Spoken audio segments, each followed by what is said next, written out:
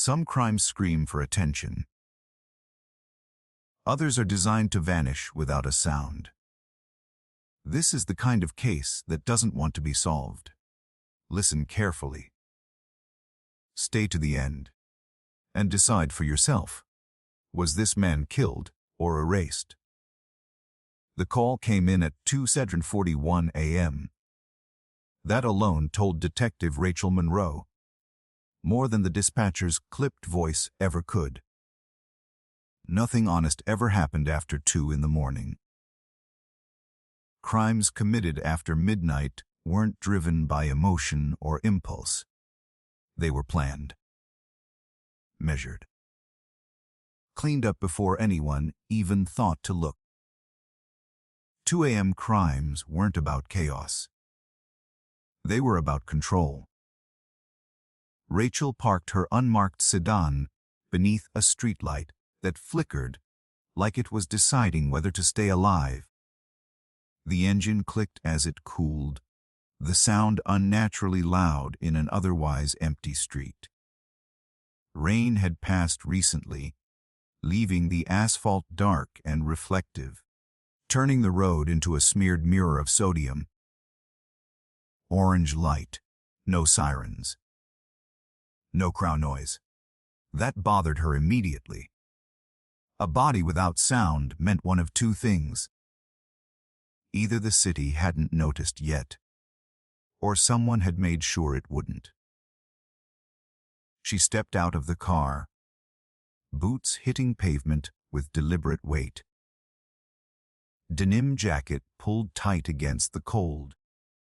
The air smelled faintly of ozone and burnt rubber, the kind of smell that lingered after something fast and violent passed through. Uniformed officers stood back near their cruiser, keeping distance like the scene itself might reach out and contaminate them.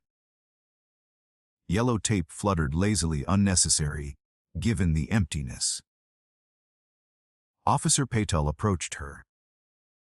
Young, alert, Detective Monroe, he said.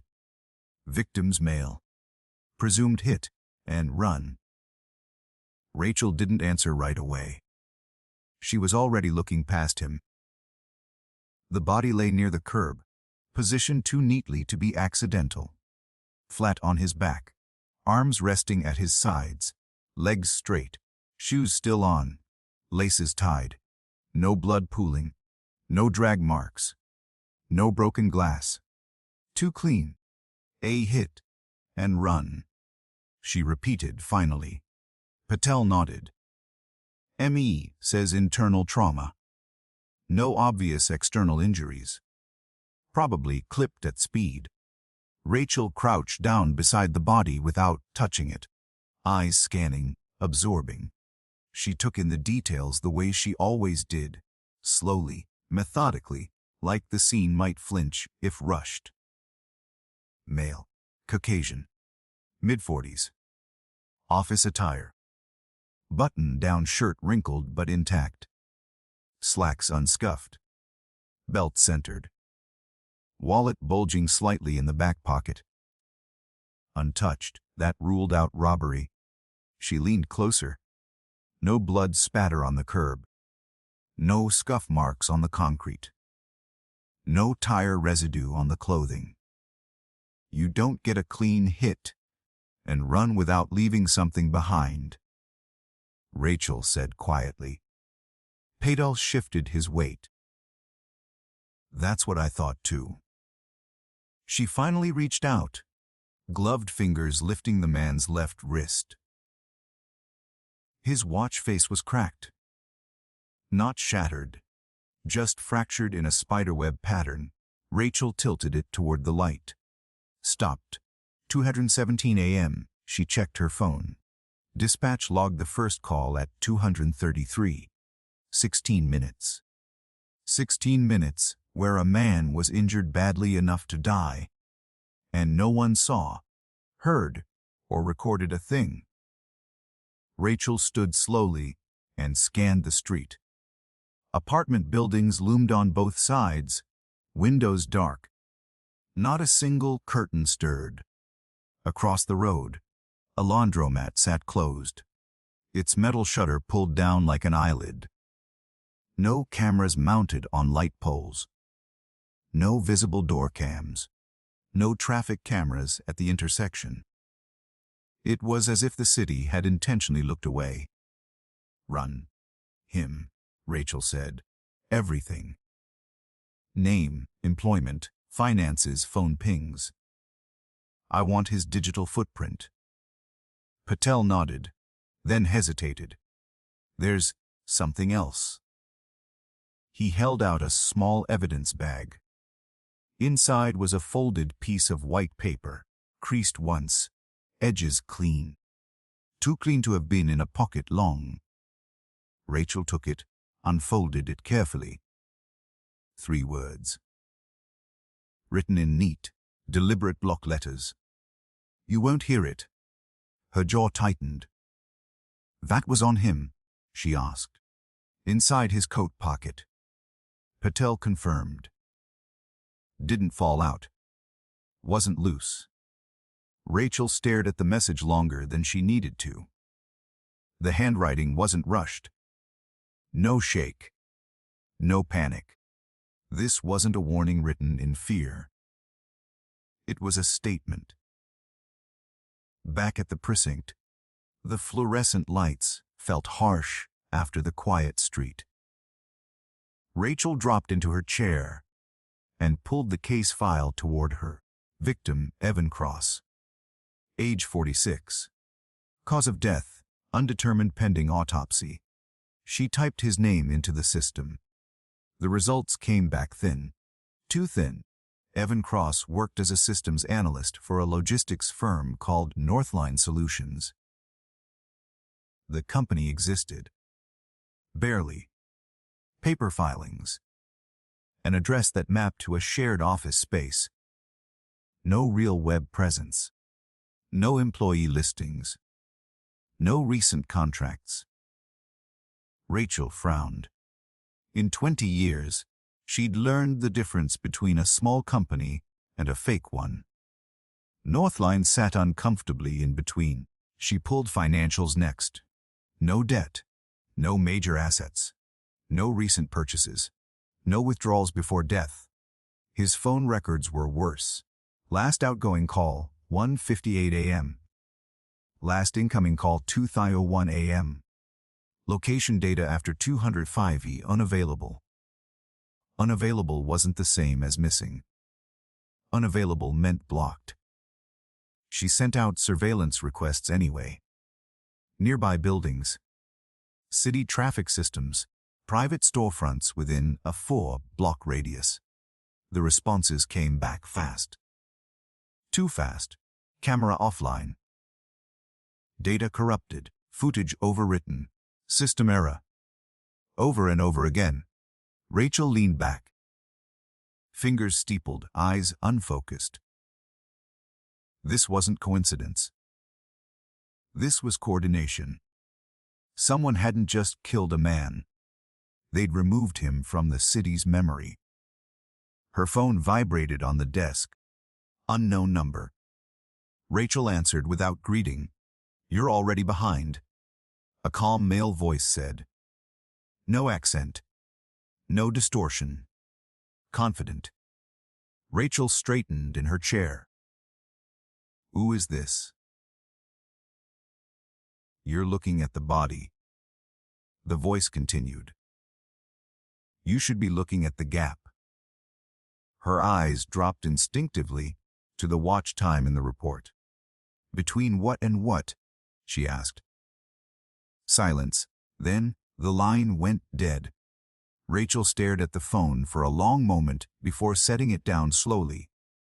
Somewhere between 2:17 and 2:33. Evan Cross had disappeared. Not physically, but perceptually. No cameras. No witnesses. No sound. And now someone wanted her to understand that the absence wasn't a flaw in the case. It was the point. Rachel closed the file. This wasn't a hit and run.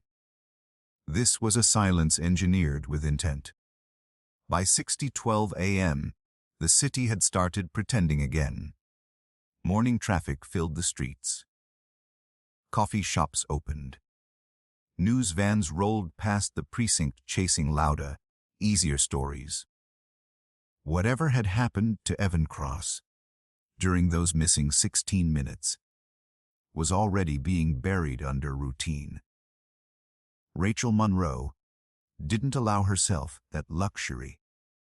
She stood in the records room with a paper cup of burnt coffee cooling in her hand, staring at a corkboard she'd cleared an hour earlier. 3 photos were pinned to it now. Evan Cross, 2:17 a.m. 2 others she'd pulled after a quiet search through the system. Marissa Feld, found unconscious at a bus stop 6 months earlier, ruled medical collapse. Time of incident 1:54 a.m. Footage unavailable. Leonard Pike, construction foreman, single vehicle accident on an empty service road. Time of crash 2009 a.m. Dashcam corrupted. Different lives. Different neighborhoods. Different causes of death. Same silence. Rachel tapped the board lightly with her knuckle. "What are you?" she murmured. She pulled the autopsy report on Evan Cross as soon as it came in. No broken bones. No external trauma. Internal hemorrhaging inconsistent with blunt force impact. Cause of death undetermined. The ME's note sat at the bottom of the page. Injuries resemble sudden systemic failure rather than collision. Rachel exhaled slowly. That wasn't a hit and run. That wasn't even an accident. She walked upstairs to IT, ignoring the sideways looks. The tech on duty, a tired man named Alvarez, barely looked up as she approached. "I need a straight answer," Rachel said. "No filters." Alvarez sighed. "That's a bad way to start a conversation." "You've got 5 minutes," she replied. She slid a list across the desk. Camera IDs, timestamps, intersections. Alvarez scanned it, then frowned. These didn't go offline. They were overridden. By who? "That's the problem," he said. "There's no intrusion signature. No hacked trail. It's like the system was told not to record." Rachel's eyes hardened. "By what authority?" Alvarez leaned back, lowering his voice. "Look, sometimes city systems run test protocols." "What kind of test blanks out half a district?" Rachel asked. He didn't answer. That was answer enough. Rachel returned to her desk to find a note waiting for her. No signature. No envelope. Just a single line written in black ink. "You're asking the wrong questions." She stared at it, pulse steady, anger simmering low. "Noted," she said aloud, and tossed it in the trash. She spent the rest of the morning pulling old reports, unresolved, dismissed, downgraded. Anything between midnight and 3 a.m., anything labeled "no foul play." The list grew. People collapsing on sidewalks. Cars drifting into barriers without braking. Pedestrians struck on empty roads with no vehicle debris. Every case shared 3 things: no witnesses, no usable footage, and a time window that never exceeded 20 minutes. Rachel felt the shape of it forming in her mind. Not a theory yet, but a pattern. Someone wasn't killing randomly. They were testing limits. She grabbed her jacket and headed out. The address listed for Evan Cross, led her to a modest apartment building tucked between a pharmacy and a closed yoga studio. No crime scene tape. No flowers. No sign anyone had died there hours earlier. She knocked. After a moment, the door opened just enough for a chain to catch. A woman peered out. Early 40s. Tired eyes. Defensive posture. "Yes?" "Detective Monroe," Rachel said, holding up her badge. "You lived with Evan Cross." The woman stiffened. "Who wants to know?" "The police," Rachel said calmly. "May I come in?" The door closed. Rachel waited. Then it opened fully. Inside, the apartment was neat to the point of sterility. No clutter, no personal warmth. Like someone had been careful not to leave impressions. "I'm Laura," the woman said, his sister. Rachel nodded. "When was the last time you saw Ivan?" Laura hesitated. "Last night. He left around 1. "Did he say where he was going?" "No." "Was he afraid of anything?" Laura's jaw tightened. "He said something strange." Rachel waited. "He said the city had gaps." Laura continued. "That there were moments where things didn't exist." "I thought he meant stress." "Work." "What kind of work did he do?" "Exactly." Laura shook her head. "He couldn't say. He signed papers. He used to joke that he fixed problems before people noticed them." Rachel felt a chill. "Did he ever mention tests?" she asked. Laura looked up sharply. "How do you know that word?" Rachel didn't answer. She stood to leave a few minutes later, more certain than when she'd arrived. Outside, her phone buzzed again. "A known number," she answered. "You went to his sister," the voice said. Same calm tone. Same control. "You're watching me," Rachel replied. "Yes." "Then you know I won't stop." A pause. "That's why you were chosen," the voice said. The line disconnected. Rachel stood on the sidewalk, traffic flowing past like nothing mattered. But something did. Between midnight and 3 a.m., the city wasn't just sleeping. It was being edited, and she was running out of time to catch whoever was holding the eraser. The first warning didn't come as a threat. It came as paperwork. Rachel Monroe returned to her desk just after noon to find a thin manila folder placed squarely in the center, aligned with the edge like it had been measured. No name on the tab. No routing slip. Inside was a memo stamped with internal clearance markings she hadn't seen in years. KSTAUS, UPDAE reclassification, accidental death, further investigative action. Not authorized, effective immediately. Rachel read it twice. Then, a third time, slower. Someone had reached into an active homicide inquiry and quietly turned it off. She stood, folder still in hand, and walked straight to Captain Hargreaves' office. No knock. No pause. Hargreave looked up from his monitor, already annoyed, already tired.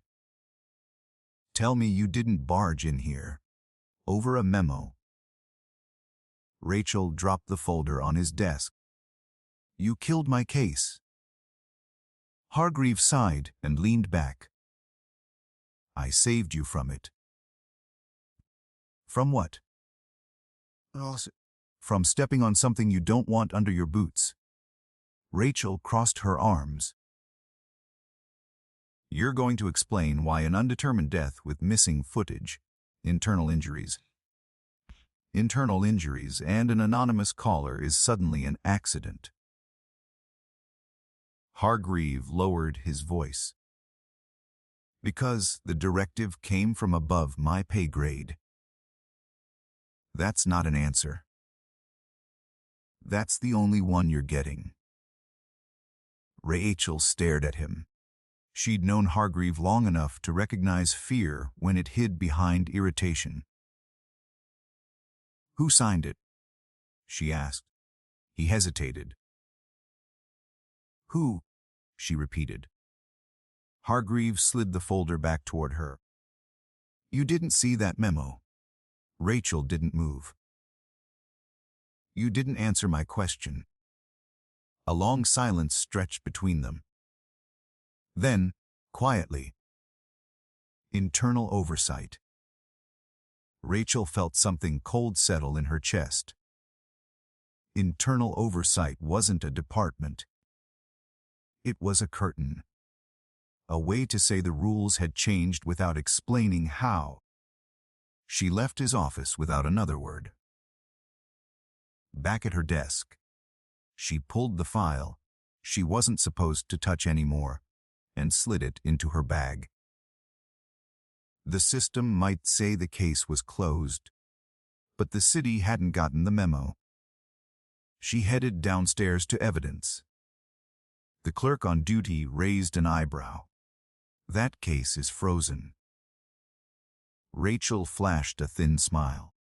Then I'll just be looking. She requested personal effects. The watch. The paper note. Evan Cross's phone. The clerk frowned. Phone's already been transferred. To where? Storage pending release. Release to who? The clerk shook his head. No destination listed. Rachel closed her eyes briefly. Of course. She took the watch anyway. Held it in her palm, heavier than it should have been. 2:17 a.m. She turned it over and noticed something she'd missed before. A faint scratch on the back casing. Not damage. An engraving. A serial number. Rachel photographed it with her phone and left before anyone could stop her. She drove across town to a private repair shop that specialized in old mechanical watches. The owner, a quiet man with oil-stained hands, examined the engraving under magnification. This isn't a manufacturer's serial, he said. This is a tracking mark. Rachel's jaw tightened. Tracking how? He shrugged. Time exposured. Some research firms mark equipment used in experiments. Rachel felt the word settle like a weight. Experiments. She left the shop with more questions than answers and drove to the address the voice had all but invited her to find. An unmarked municipal building buried between zoning offices and storage warehouses. No sign. No guard booth. Just a badge reader and a camera that followed her as she parked. She didn't try to go inside, she watched. Employees came and went without uniforms. No logos. No insignia. They didn't look like cops or civilians. They looked like technicians. Rachel snapped photos, noted plates, times, patterns. At 2:05 p.m., her phone buzzed. Unknown number, she answered. You're early, the voice said. You reclassified a death, Rachel replied. That's obstruction. It's containment. You erased a man. A volunteered. Rachel's grip tightened. For what? There was a pause, longer than before. To measure absence. The line went dead.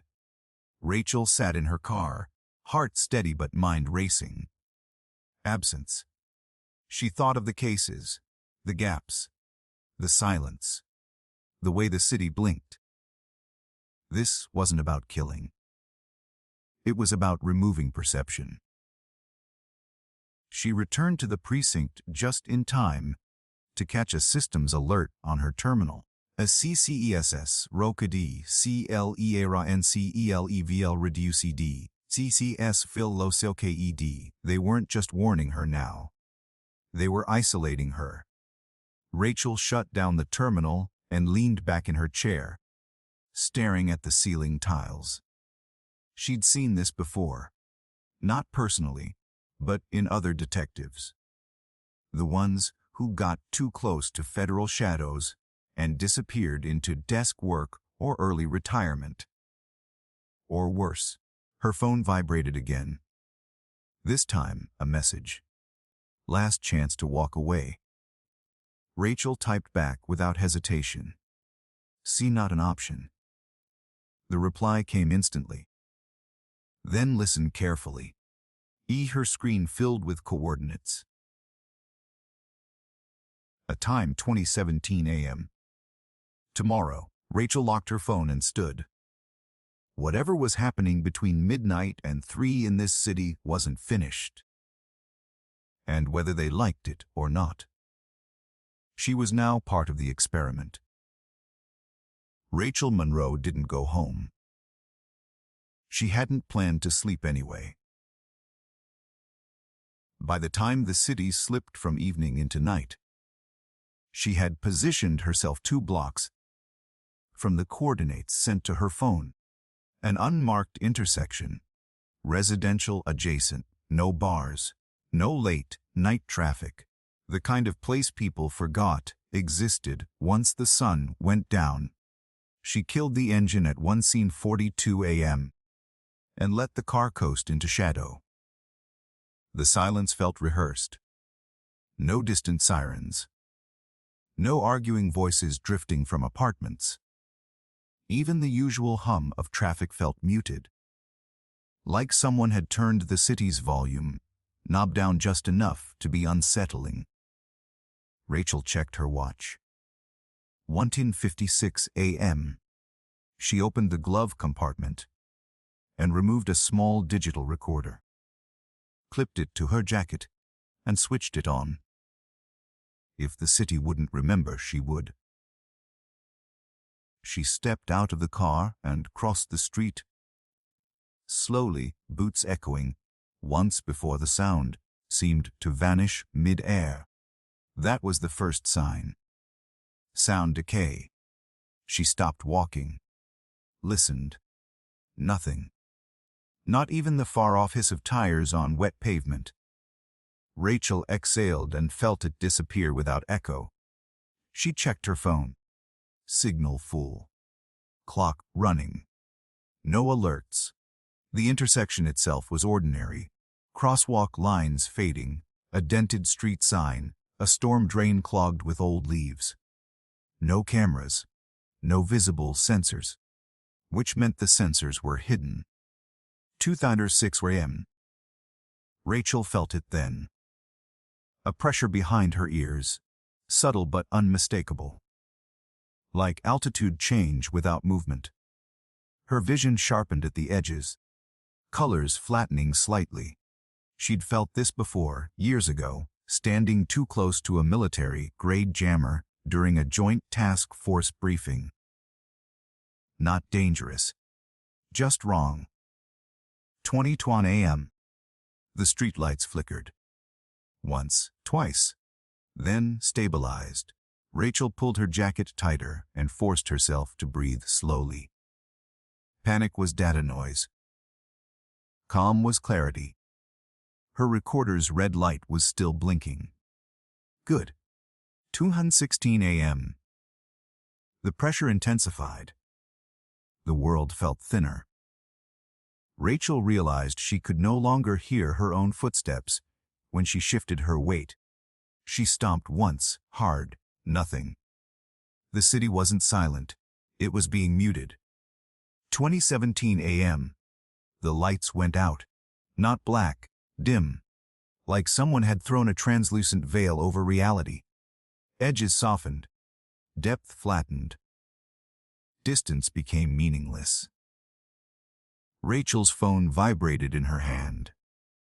Unknown number. She answered without speaking. "You're inside the window," the voice said. "What is this?" Rachel demanded. "A perception suppression field," the voice replied calmly. "Temporary. Localized. For what purpose?" "To observe what happens when the city doesn't see." Rachel clenched her jaw. "You killed people." "Incorrect," the voice said. "They expired." "You're playing with words." "Yes," the voice agreed. "That's how control works." Rachel felt a wave of dizziness roll through her, brief but strong. She dropped to one knee, steadying herself against the curb. The concrete felt unreal beneath her palm, solid but distant. "What happens now?" she asked. The voice paused. "Now," it said, "we test resistance." A figure stepped into the intersection. Not from any direction Rachel could track. Just there, as if the space had decided to accommodate him. Mid-40s. Dark jacket. Hands visible. Calm posture. Her instincts screamed. "Don't come closer," she said. He stopped immediately.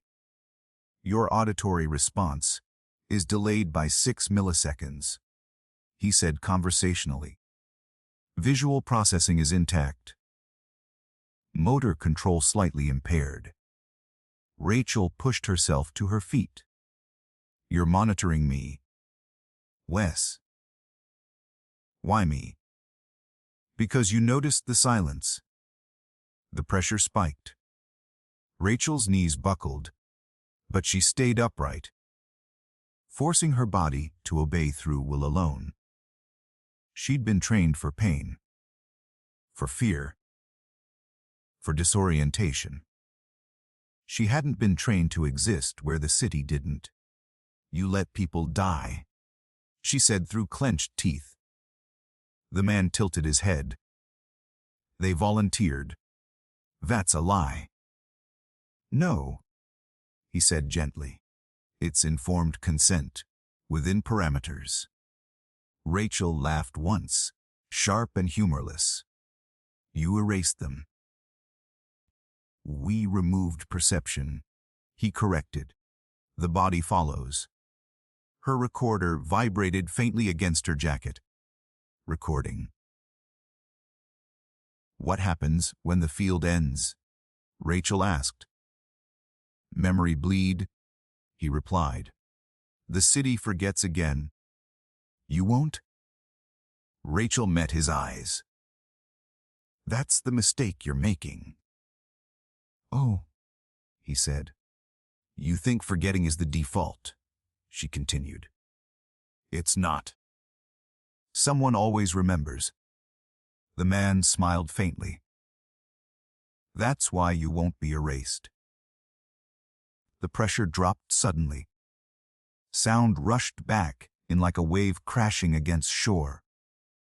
Distant traffic. A barking dog, the hum of power lines.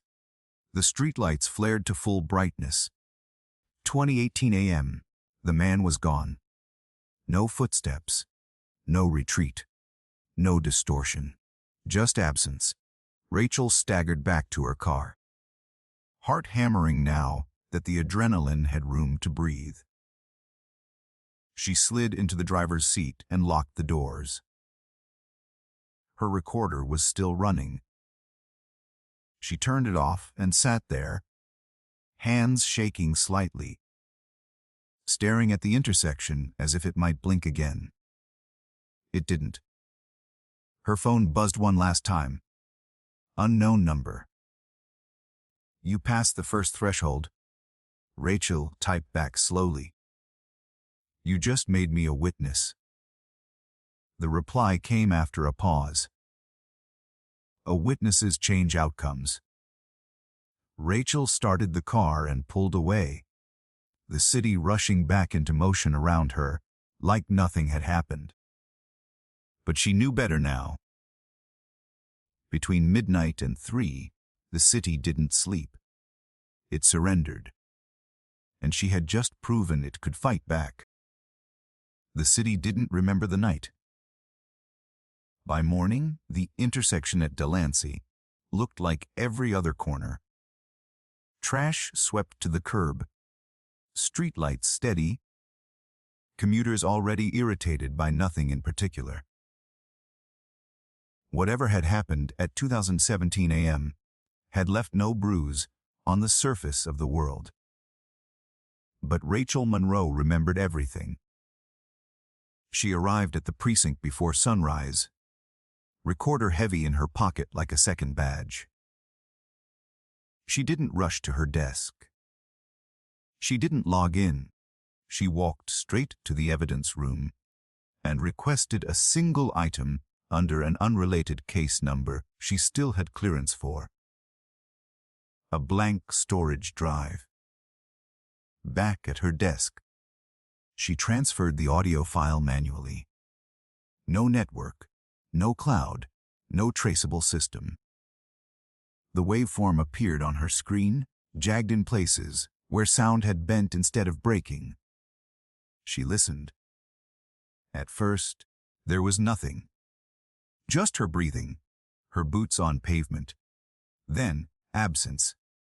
A flat line where the city should have existed, and beneath it, barely audible, a second layer.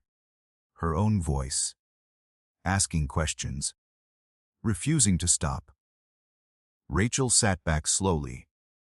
They hadn't erased her. They'd underestimated her. At 9:14 a.m., Captain Hargreave called her into his office again. This time, the blinds were closed. "You were out last night," he said. Rachel didn't deny it. So were people who don't exist on payrolls. Hargreave stared at her for a long moment. Internal oversight is asking questions. Rachel nodded. Good. I have answers. You're not hearing me, he said sharply. This is bigger than the department. Bigger than the city. Rachel leaned forward. Then it's too big to hide. Hargreave exhaled through his nose. You're being reassigned. She waited. Cold cases.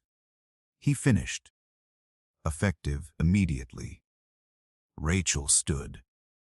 You're grounding me. I'm keeping you alive.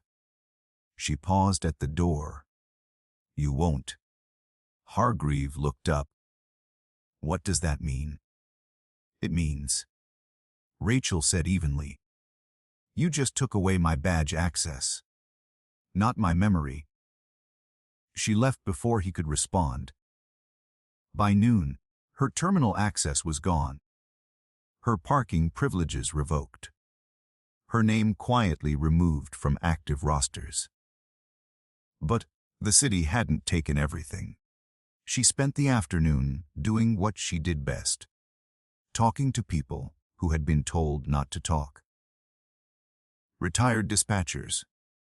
Former traffic analysts. A medic who'd left the service after responding to one too many quiet scenes. Patterns emerged. Blackouts measured in minutes. Calls that never logged. Deaths explained too quickly. At 6:47 p.m., she returned to Evan Cross's building one last time. Laura answered the door cautiously. They're done with him, Rachel said. They won't come back. Laura searched her face. Are you sure? No, Rachel admitted. But I'm sure of this. You weren't crazy. Neither was he. Laura swallowed. What was he part of?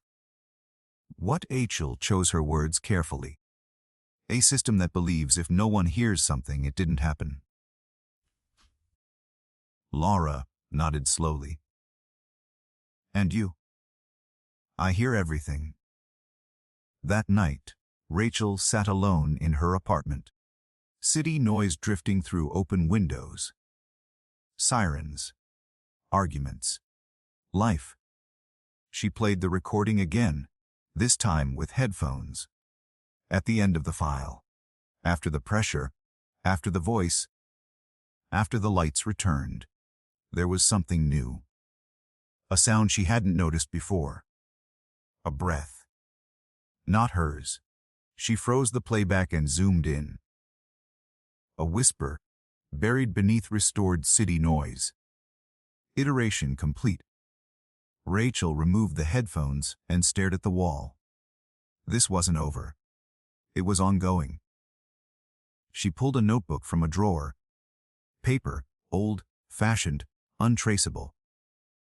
On the first page, she wrote, 2017 a.m. Silence window, perception suppression confirmed deaths, side effect. Not objective witnesses. To variable. She flipped the page and added a second title. Counters. Rachel closed the notebook and turned off the light. The city outside continued as always. Unaware, unbothered, alive because it didn't know how close it came to disappearing in pieces.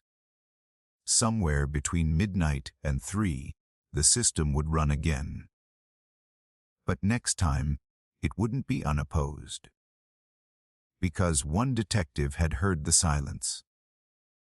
And she refused to let it speak alone. Rachel Monroe learned quickly that being reassigned to cold cases didn't mean being left alone. It meant being watched without pretense. Her first sign came at 7:23 a.m., 2 days after the silence window. She was halfway through a stale cup of coffee at a diner she'd been using for years when the waitress hesitated instead of refilling her mug. "You good, hon?" the woman asked, but her eyes flicked past Rachel to the window. Rachel followed the glance. A gray sedan sat across the street. Engine running. Driver inside. No phone. No newspaper.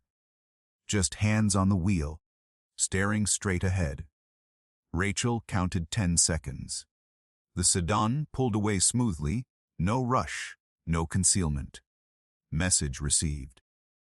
By the time Rachel reached the precinct's cold case office, a forgotten corner 2 floors below active investigations. She already knew her badge wouldn't open half the doors it used to. The reader flashed red, then green, then red again, as if undecided whether she still belonged. Inside, the room smelled like dust and paper. No windows.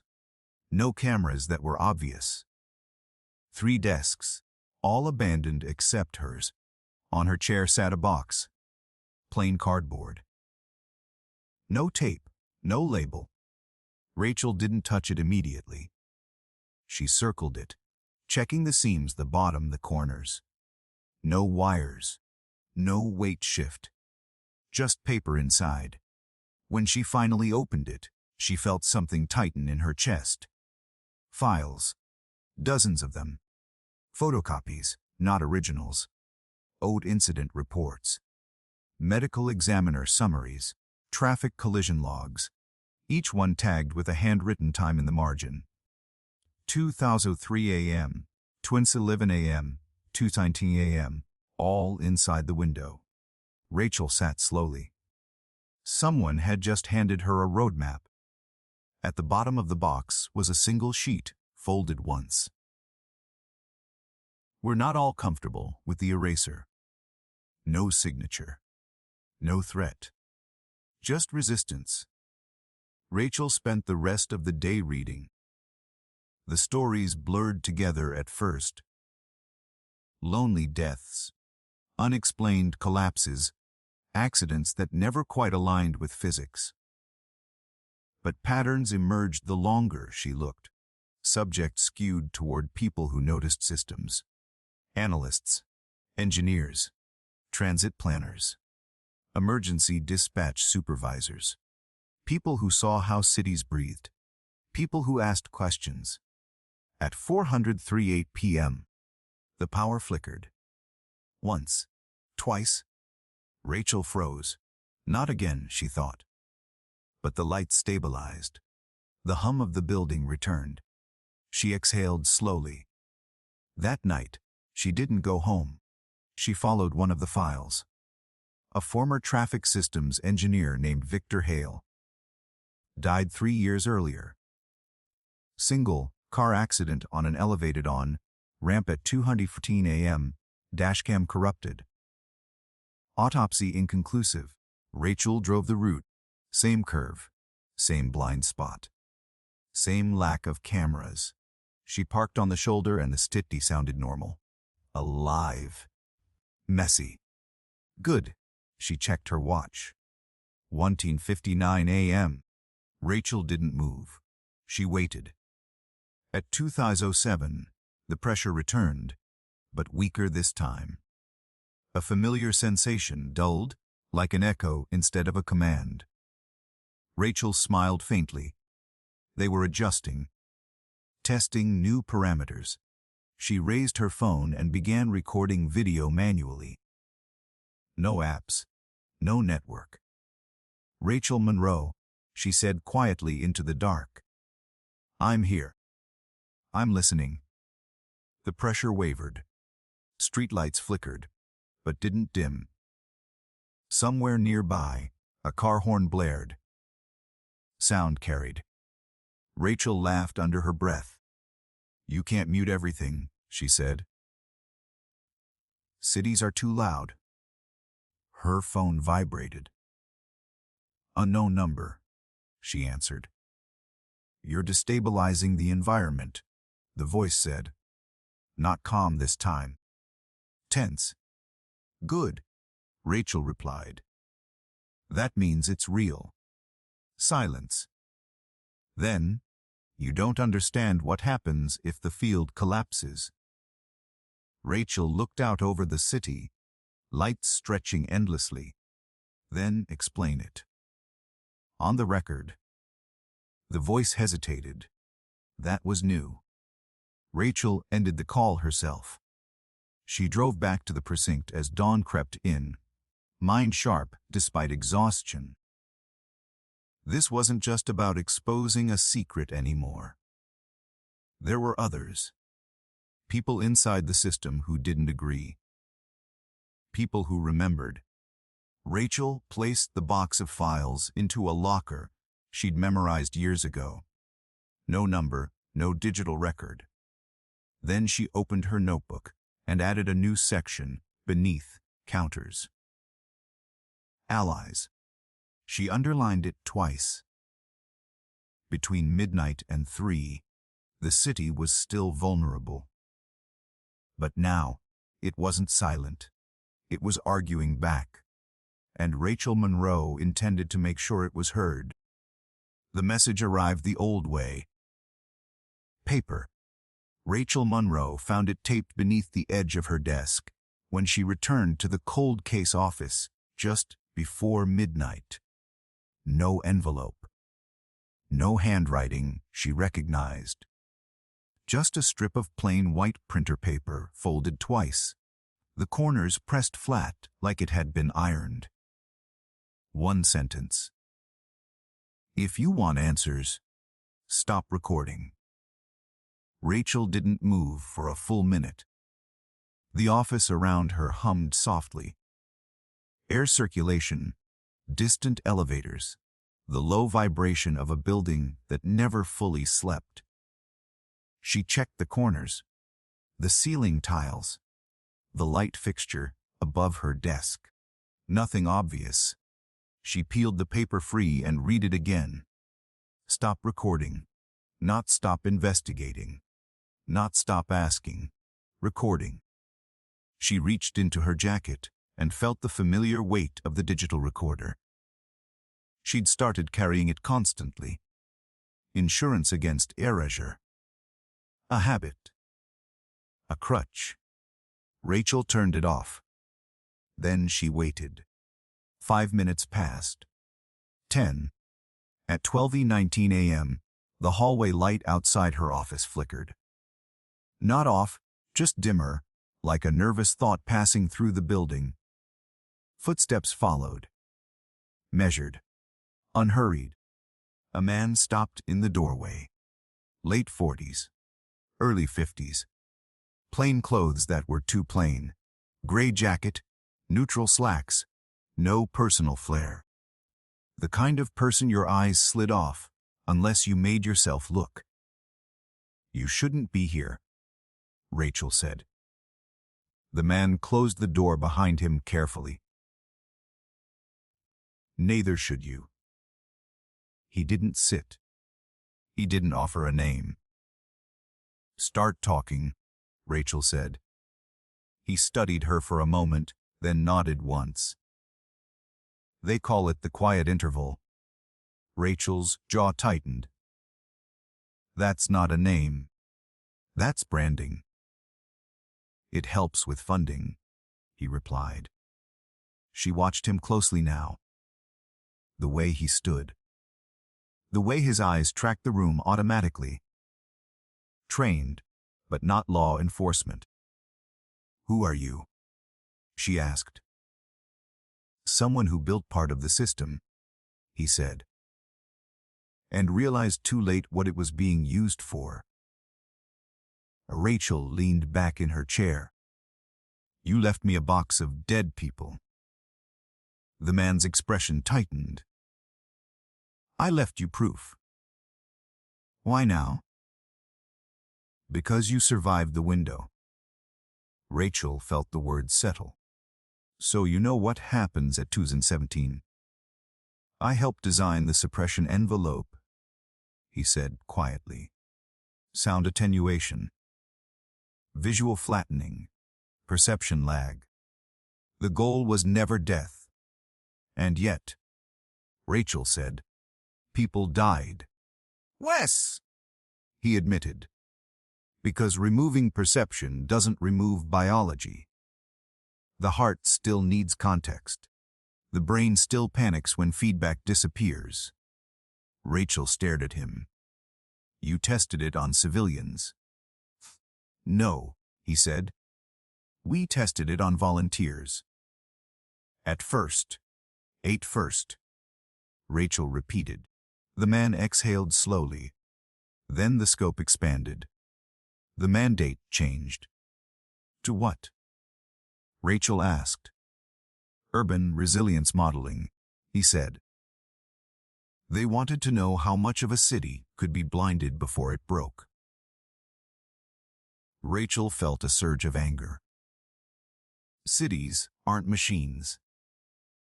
They're treated like ones," he replied. "Especially at night." Silence stretched between them. Finally, Rachel asked, "Why contact me?"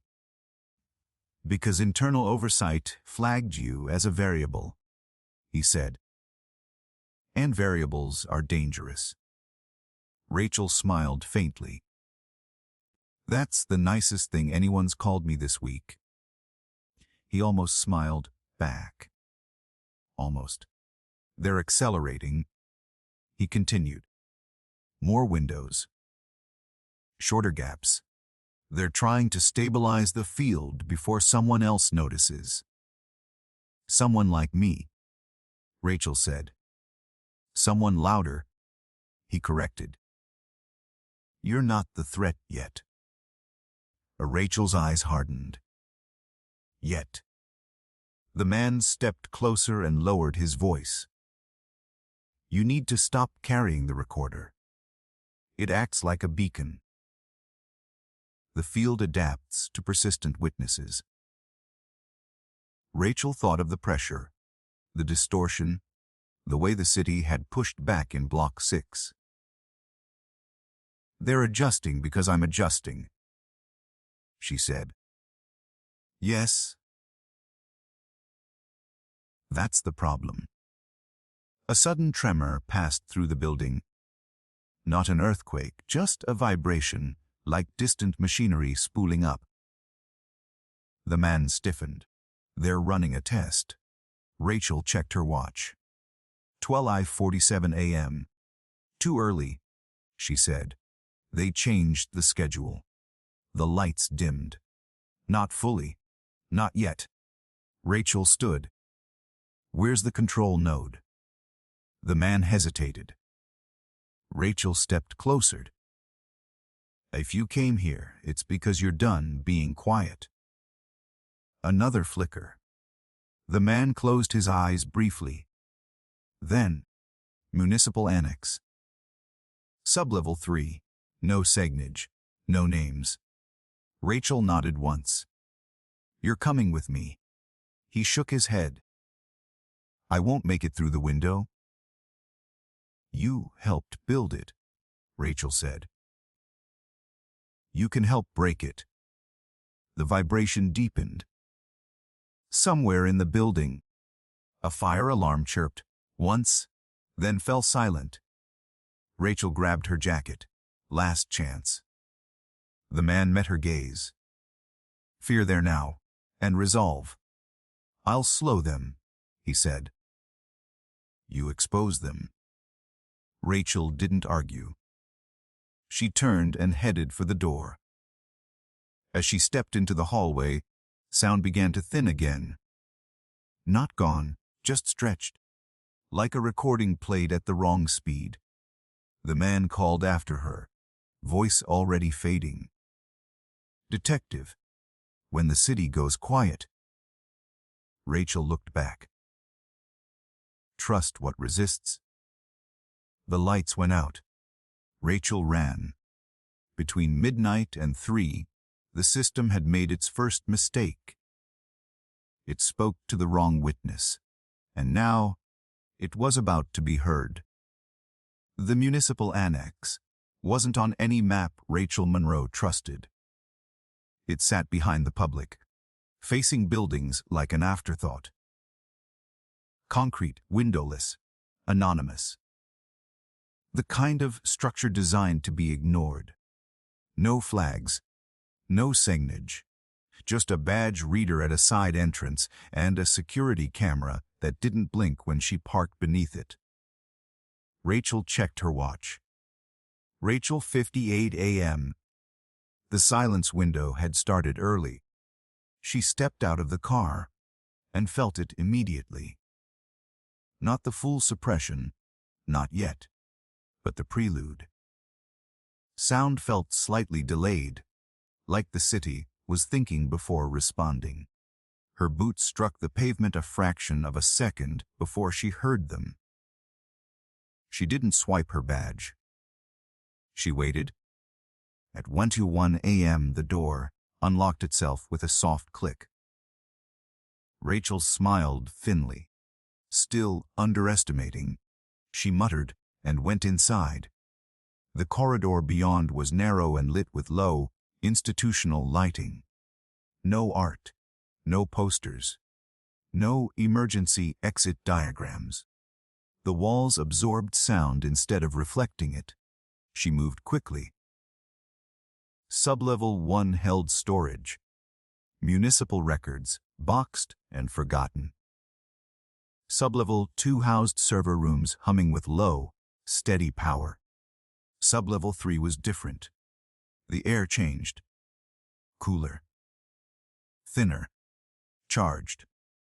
Rachel felt the pressure build behind her eyes as she descended the final stairwell. Her phone vibrated. Signal still strong. Clock ticking. But the ambient noise of the building had begun to soften, flattening into a dull hush. The door at the bottom opened onto a wide, circular room. It looked nothing like a government facility. The walls were curved and lined with matte. Black panels etched with faint geometric patterns. In the center stood a raised platform holding a ring of equipment. Emitters, processors, arrays she couldn't name. Cables ran beneath the floor like veins. And around the ring, spaced evenly, stood people. Technicians, analysts, observers, all watching data streams projected into the air above the platform. No one reacted when Rachel stepped in. That was the most disturbing part. She walked forward, boots echoing too softly, and the echoes died before they reached the walls. "In the cycle," she said. Several heads turned. A woman near the platform finally faced her. Late 30s. Severe haircut. Eyes sharp with irritation rather than fear. "You're not authorized," the woman said. Rachel stopped 6 feet from the ring. Neither were the people who died. The woman's jaw tightened. "This is a controlled environment." Rachel gestured around the room. "Then control it. Shut it down." A man beside the woman spoke, without looking away from the projections. "We're past that point." Rachel's phone vibrated again. Unknown number. She ignored it. "What happens if you don't?" Rachel asked. The woman finally stepped closer. "Then the window collapses unevenly. And," Rachel pressed, "and perception returns all at once," the woman said. "Panic. Accidents. Cascading failures." Rachel nodded slowly. "So you keep doing it because stopping would expose you." The woman met her gaze. "We keep doing it because cities are fragile." "No," Rachel said. "People are. And you're exploiting that." The pressure spiked. Rachel felt her balance waver. The room seemed to tilt, depth collapsing inward. The projections above the platform jittered. A technician called out, "Field instability detected." Another voice, "We have resistance feedback." Rachel planted her feet and reached into her jacket, pulling out her notebook. Paper. Analog. Unmuted. She opened it and began to read aloud. Names. Times. Locations. Every case from the box. Every erased death. The room reacted. Not the people, the system. The emitters hummed louder. The projections flickered. The pressure surged, then faltered. "Stop her," someone shouted. Rachel kept reading. The city outside pushed back. Sirens bled through the walls, faint at first, then stronger. A car alarm joined in. Somewhere, a radio crackled. Sound carried. "Shut it down," the woman barked. "We can't." A technician yelled. "The field is desynchronizing." Rachel felt the pressure snap, like a rubber band overstretched. Sound rushed back in violently. Depth returned too fast. Several people staggered. One fell. The projections shattered into static. Emergency lights flared red. Rachel closed her notebook and stepped back. "This is what happens when you treat silence like a weapon," she said. "It turns on you." She turned and walked out as alarms began to wail in earnest. This time loud, undeniable citywide. At 1:19 a.m., the municipal annex spilled into chaos. Outside, the night roared back to life. Sirens, voices. No suppression, no gaps. Rachel stood on the sidewalk, breathing hard, city noise wrapping around her light armor. Her phone buzzed one last time. Unknown number. "This time," she answered. "You broke containment." The voice said, "Strain now." "No," Rachel replied. "I broke your silence." She ended the call and slipped the notebook back into her jacket. Between midnight and 3, the city had been taught to forget. Tonight it remembered. And it was furious. The city woke up angry. Rachel Monroe watched it happen from the edge of a traffic median 3 blocks from the municipal annex. Red and blue light washing over brick and glass like a tide. Sirens overlapped without rhythm. Radios crackled. A helicopter thudded overhead, too low for comfort, its searchlight slicing the street in wide, impatient arcs. Containment hadn't failed quietly. It never did. She slipped into motion with the reflexes of someone who had learned to move before permission arrived. Down a side street. Through a service alley. Past a cluster of residents in pajamas, arguing with an officer who looked just as confused as they were. The city was loud again. Chaotically, gloriously loud. And every sound felt like proof of life. Her phone buzzed. Not unknown this time. REV. She let it ring. By the time she reached her car, the first alert hit the public feeds. SCITWBUDSYSTM OUTGE. KUS UNDERENVSTIOT. That was the language of panic wrapped in civics. Rachel drove. Not fast. Fast got noticed. She let the city carry her, rolling with the flow of displaced traffic. Windows down, listening. People were talking. About lights flickering, alarms misfiring. The sudden rush of sound like someone had ripped off earmuffs they didn't know they were wearing. At 2:04 a.m., her phone buzzed again. A text this time. From a number she didn't recognize. You forced a hard return. That was reckless. Rachel dictated a reply without taking her eyes off the road. Reckless is testing cities like lab rats. Send. She turned onto a residential block and killed the headlights, coasting into a spot beneath a sycamore. She sat there, breathing, counting the aftershocks the way she used to count seconds between thunder and lightning as a kid. The pressure didn't return. Good. At 20:17 a.m., the old mark, the city stayed present. No thinning, no veil. A siren wailed somewhere to the south and didn't cut out. A dog barked, answered by another, then another. The chorus built and held. Rachel smiled, small and tired. She wasn't done yet. By dawn, the story had split in 3 directions. City officials blamed a cascading infrastructure fault. Aging equipment, unexpected load, human error. Federal spokespeople refused comment. Social feeds filled the gaps with shakier explanations. Experimental tech, military tests, secret projects. Most of it would burn out by lunchtime. Rachel aimed for the cracks between narratives. She reached the precinct just before 8.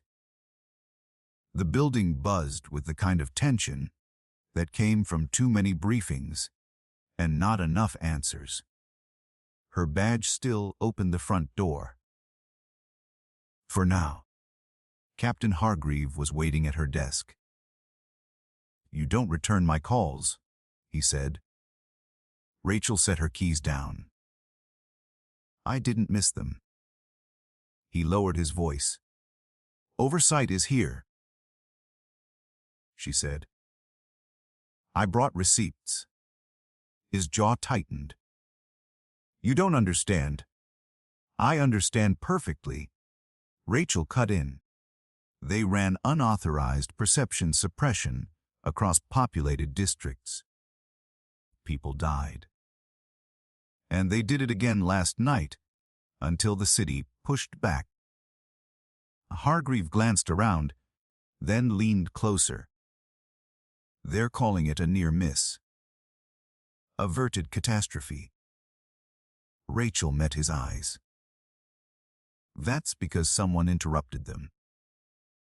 That someone is about to become the story, he warned. Then let's get it right, she said. They were called upstairs at 8C22. The conference room was wrong. Too polished, too quiet, blinds drawn against a bright morning. 3 people waited inside, 2 suits, 1 uniform. No names offered, no smiles. Rachel sat anyway. A woman with a clipped cadence began. Detective Monroe, your presence at a restricted municipal facility during an active systems incident is noted. Rachel nodded.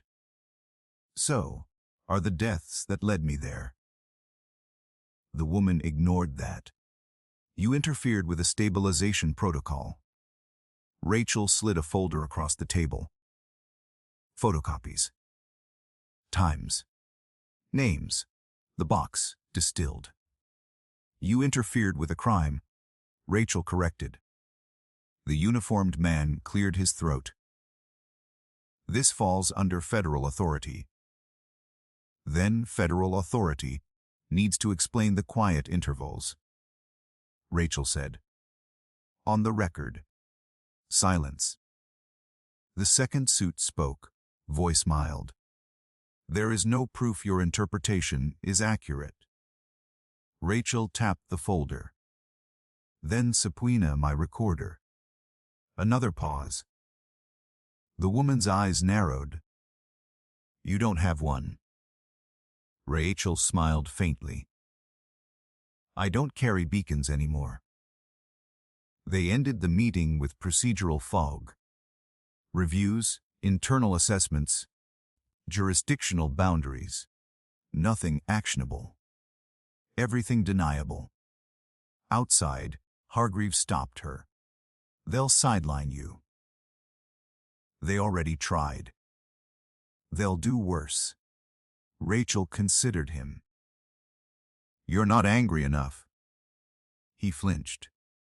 I'm trying to keep the building standing. So am I, she said. That's the difference. She spent the rest of the day doing something oversight hated more than confrontation. She talked to a transit supervisor whose overnight logs had glitched for years, to a 911 trainer who'd taught recruits how to recognize phantom silence, to a city council staffer who'd heard the wrong acronym whispered in the wrong hallway. By evening, she had something better than proof. She had momentum. At 7:11 p.m., a reporter called. Off the record, curious, careful. Rachel didn't dump the story. She seeded it. Times, questions, a phrase to listen for, quiet intervals. That night, Rachel returned home and opened her notebook.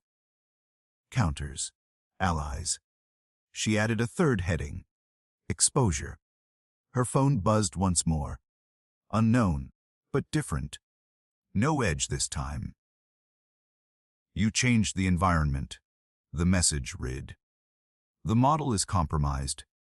A racial typeback. Good. Models shouldn't run cities. The reply came after a long delay. This will escalate. Rachel closed the notebook. So will I. Outside, the city sounded like itself. Imperfect. Noisy, impossible to mute. Somewhere between midnight and 3, someone would try again.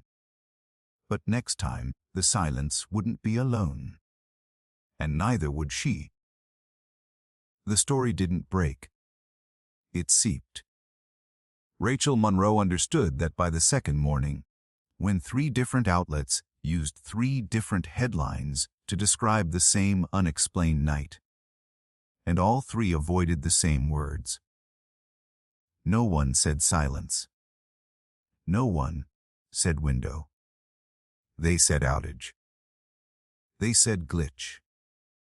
They said anomaly. Rachel watched the coverage from a bench outside the Hall of Justice, coffee cooling in her hands.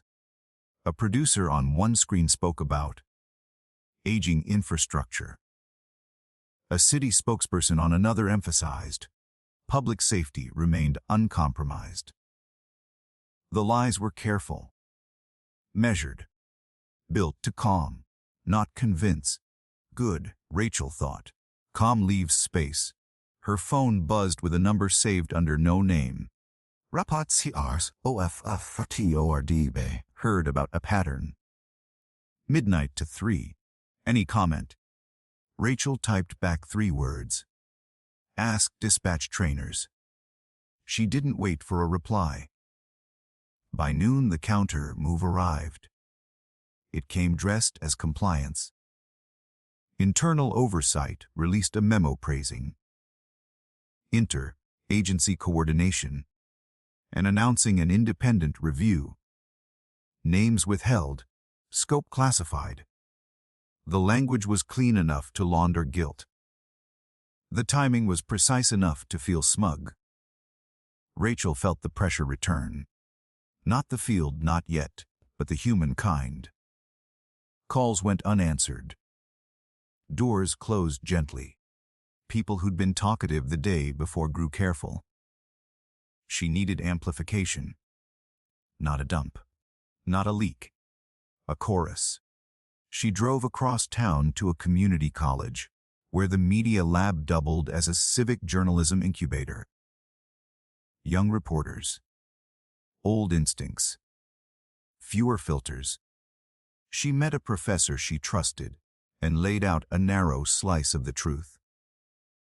No sources, no accusations, just questions. What happens, Rachel asked, when a city stops hearing itself? The professor didn't answer immediately. Then, people notice. By late afternoon, the phrase started appearing. Quiet intervals. Not defined. Not accused.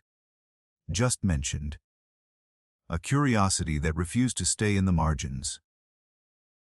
Rachel's phone rang as she crossed an intersection, sirens blaring somewhere behind her. Unknown number. She answered. You're contaminating the data set, the voice said. Controlled again. Cooler. You said cities were fragile. Rachel replied. Turns out they're loud. A pause. She could hear breathing now. What can isolate you? The voice said. You tried. What can discredit you? You're late. Another pause, longer this time. Then we adapt. Rachel stopped walking. So do I. The line went dead. At 6:02 p.m., a new outage rolled across the city, not total, not quiet. Traffic lights hiccuped. Emergency radios squealed and corrected. Building alarms chirped and reset. A probe. Rachel stood still and listened. The city held. People complained. They laughed. They filmed. They posted. Sound layered on sound until it became undeniable. No suppression. No window. Rachel exhaled. They were afraid to pull the veil again. That night, she sat at her desk and did something simple and dangerous. She wrote a timeline. Plain language. No theory, just facts. Times, effects, consequences. She printed copies and slid them under doors, dispatch, transit, utilities. Not everyone, just enough. Allies multiplied quietly. At 11:47 p.m., her phone buzzed with a message from the reporter. RTRs, OFF, RECORD, trainers confirm anomalies. Multiple cities. Editors want more. Rachel typed back. Ask why the clocks agree. She closed the notebook and leaned back, eyes on the ceiling tiles. The city outside hummed, imperfect, stubborn, alive. Somewhere, someone was recalculating risk. Good. Between midnight and 3, the quiet intervals had relied on a simple assumption that silence could pass unnoticed. Tonight, silence had competition, and Rachel Monroe intended to make it lose. They came for her name before they came for her body. Rachel Monroe learned that lesson at 8:06 a.m., when her inbox filled with notifications she hadn't subscribed to. Alerts, mentions, forwarded clips. Someone had pulled her personnel photo and paired it with phrases like "a rogue detective," "a unauthorized presence," speculative claims. The framing was careful. No outright lies, just enough doubt to dull the edge of what she'd been saying. Character assassination, Rachel thought. Phase 1. She didn't react publicly. That was the mistake they wanted. Instead, she did inventory. Badges still worked. Phone clean. Notebook intact. Allies quiet, watching. At 9012, Internal Affairs left a voicemail requesting an interview to clarify procedural irregularities. Rachel archived it without listening to the end. IA was a corridor, not a destination. The real move arrived at 10:03. A patrol officer she knew, steady, reliable, stopped by her desk and slid a printed notice across the surface. "They're freezing your access," he said softly. "City systems. Temporary." Rachel read the notice. It cited an emergency security review. It named no author. "Temporary is a tactic," she said. He nodded. "You okay?" "I will be," Rachel replied. "Thanks for the warning." When he left, she stood, grabbed her jacket, and walked. No hesitation. Hesitation was a luxury for people who still believed the rules applied evenly. She drove to the one place oversight couldn't lock with a memo the street. Dispatch training ran out of a converted warehouse near the river. Whiteboards, old consoles, the smell of coffee and nerves. Rachel had seeded questions there days earlier. Today, she listened. A trainer demonstrated call triage, while a room of recruits practiced recognition of signal loss. Rachel sat in the back, unnoticed, as the trainer paused a recording. "Listen," the trainer said. "Hear that?" The room leaned forward. Silence. Not clean, not empty. A pressure in the audio. A dip where a siren should have been. "That's a quiet interval artifact," the trainer continued. "We'll log it. We don't name it, but we don't ignore it." Rachel smiled. The chorus was forming. Her phone buzzed. Text, unknown. "You are becoming a liability." Rachel typed back with one hand. Cities can absorb noise. People absorb truth. The reply came faster than before. Final warning. Rachel put the phone away and stayed until lunch, then left without saying goodbye. Goodbyes created records. By mid-afternoon, the pressure escalated. A reporter she'd never spoken to ran a piece citing sources close to the department that questioned her judgment. The article leaned on the word pattern, like it was a vice, implying obsession instead of evidence. Rachel read it once, then forwarded it to a contact she trusted with a single line: "They're rushing." At 3:27 p.m., she got proof. A citywide test alert chimed on phones across downtown. Routine, harmless, scheduled. Except the timestamp was wrong. 2:17 p.m. Not midnight. Not the window. A probe. Rachel stood in a crosswalk and listened. Nothing thinned. Nothing flattened. The city stayed loud. Buzzes hissed. Someone cursed. A jackhammer stuttered to life. They were testing in daylight now. She realized. Measuring public tolerance. Measuring visibility. Rachel crossed the street and ducked into a cafe with too much glass and too many reflections. She ordered nothing, sat near the window, and watched faces as the alert rolled through. People laughed, complained, filmed. Exposure multiplied. Her phone rang. This time, a number with a city prefix. Detective Monroe. A man said. Voice practiced. This is Council for Municipal Oversight. We'd like to schedule. No, Rachel said. A pause. Pardon? You don't want a meeting, Rachel replied. You want compliance. That's not. You've already frozen my access, she continued. You're floating my name. You're probing in daylight. Here's my counter. She ended the call.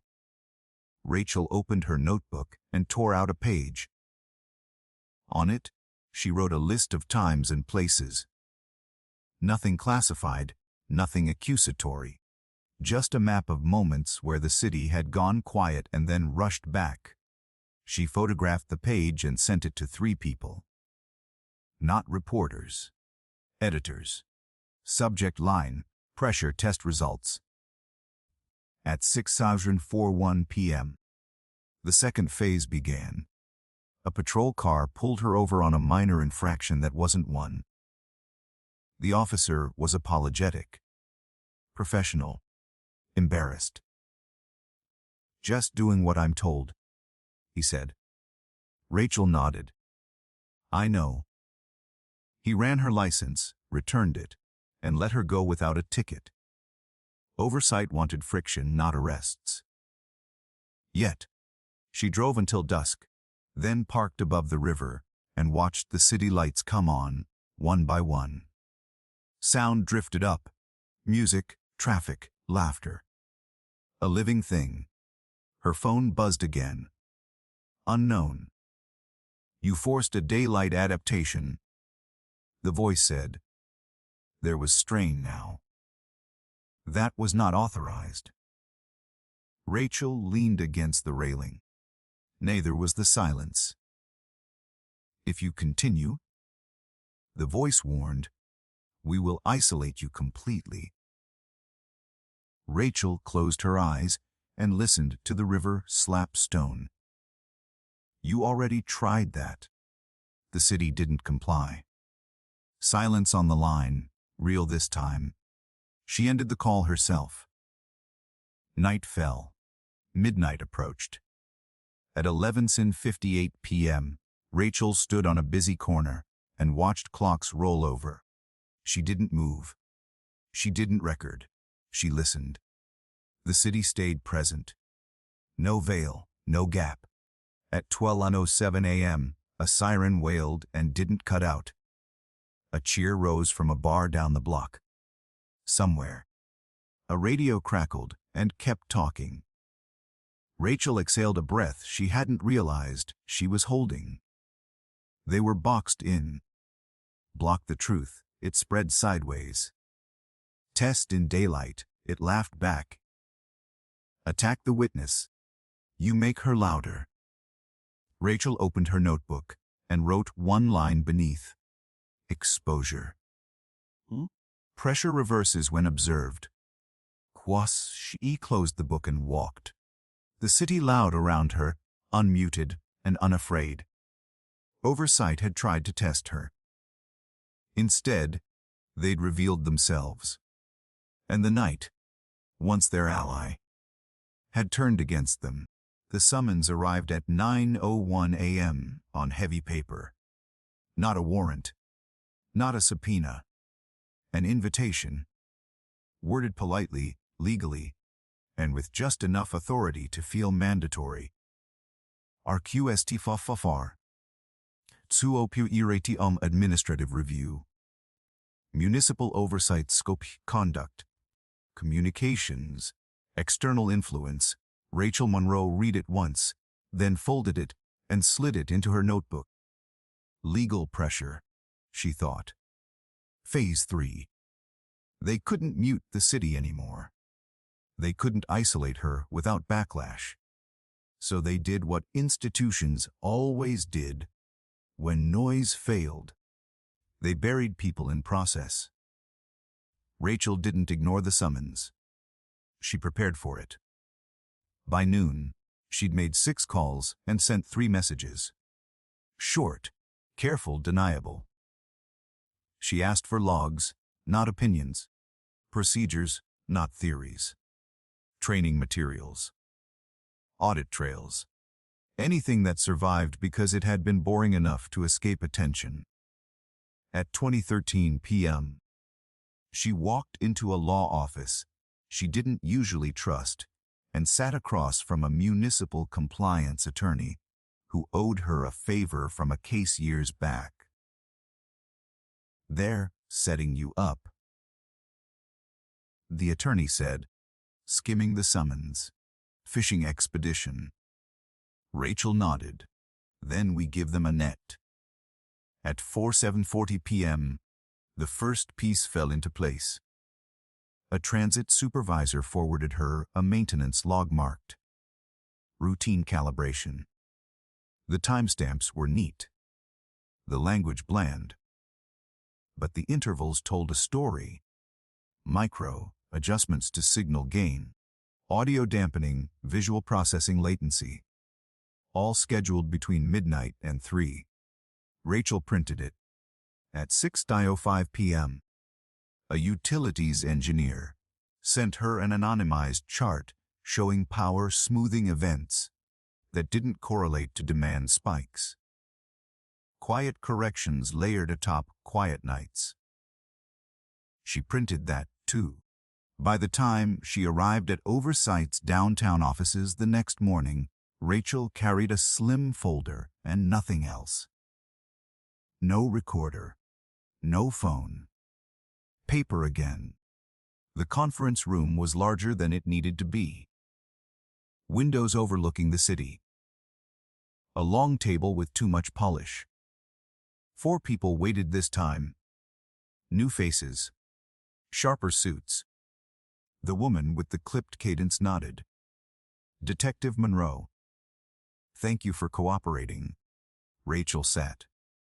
"Happy to clarify." They began with tone. Professional concern. Institutional duty. Public confidence. They asked about her communications with media, with trainers, with non-authorized civic actors. Rachel answered plainly, naming no sources, admitting no motives beyond public safety. Then they pivoted. "Your claims imply systemic manipulation," one of the suits said. "That's a serious allegation." Rachel slid the folder forward. "Then let's look at the system," she said. The woman frowned. "What is this?" "Discovery," Rachel replied. "Maintenance logs. Calibration schedules. Power smoothing events. All lawful. All municipal." The uniformed man flipped through the pages, his expression changing with each one. "These are routine," Rachel finished. "That's the problem." Silence filled the room. Rachel leaned back. "You don't need a conspiracy when you have procedures. You don't need secrecy when you have habit." The woman closed the folder slowly. "You're misinterpreting technical data." Then correct me, Rachel said. On the record. Another pause. Rachel continued, voice steady. If I'm wrong, you open an audit. Independent. Citywide. If I'm right. She let the sentence hang. The uniformed man cleared his throat. An audit would be disruptive. Silence was disruptive. Rachel said, "This is just loud."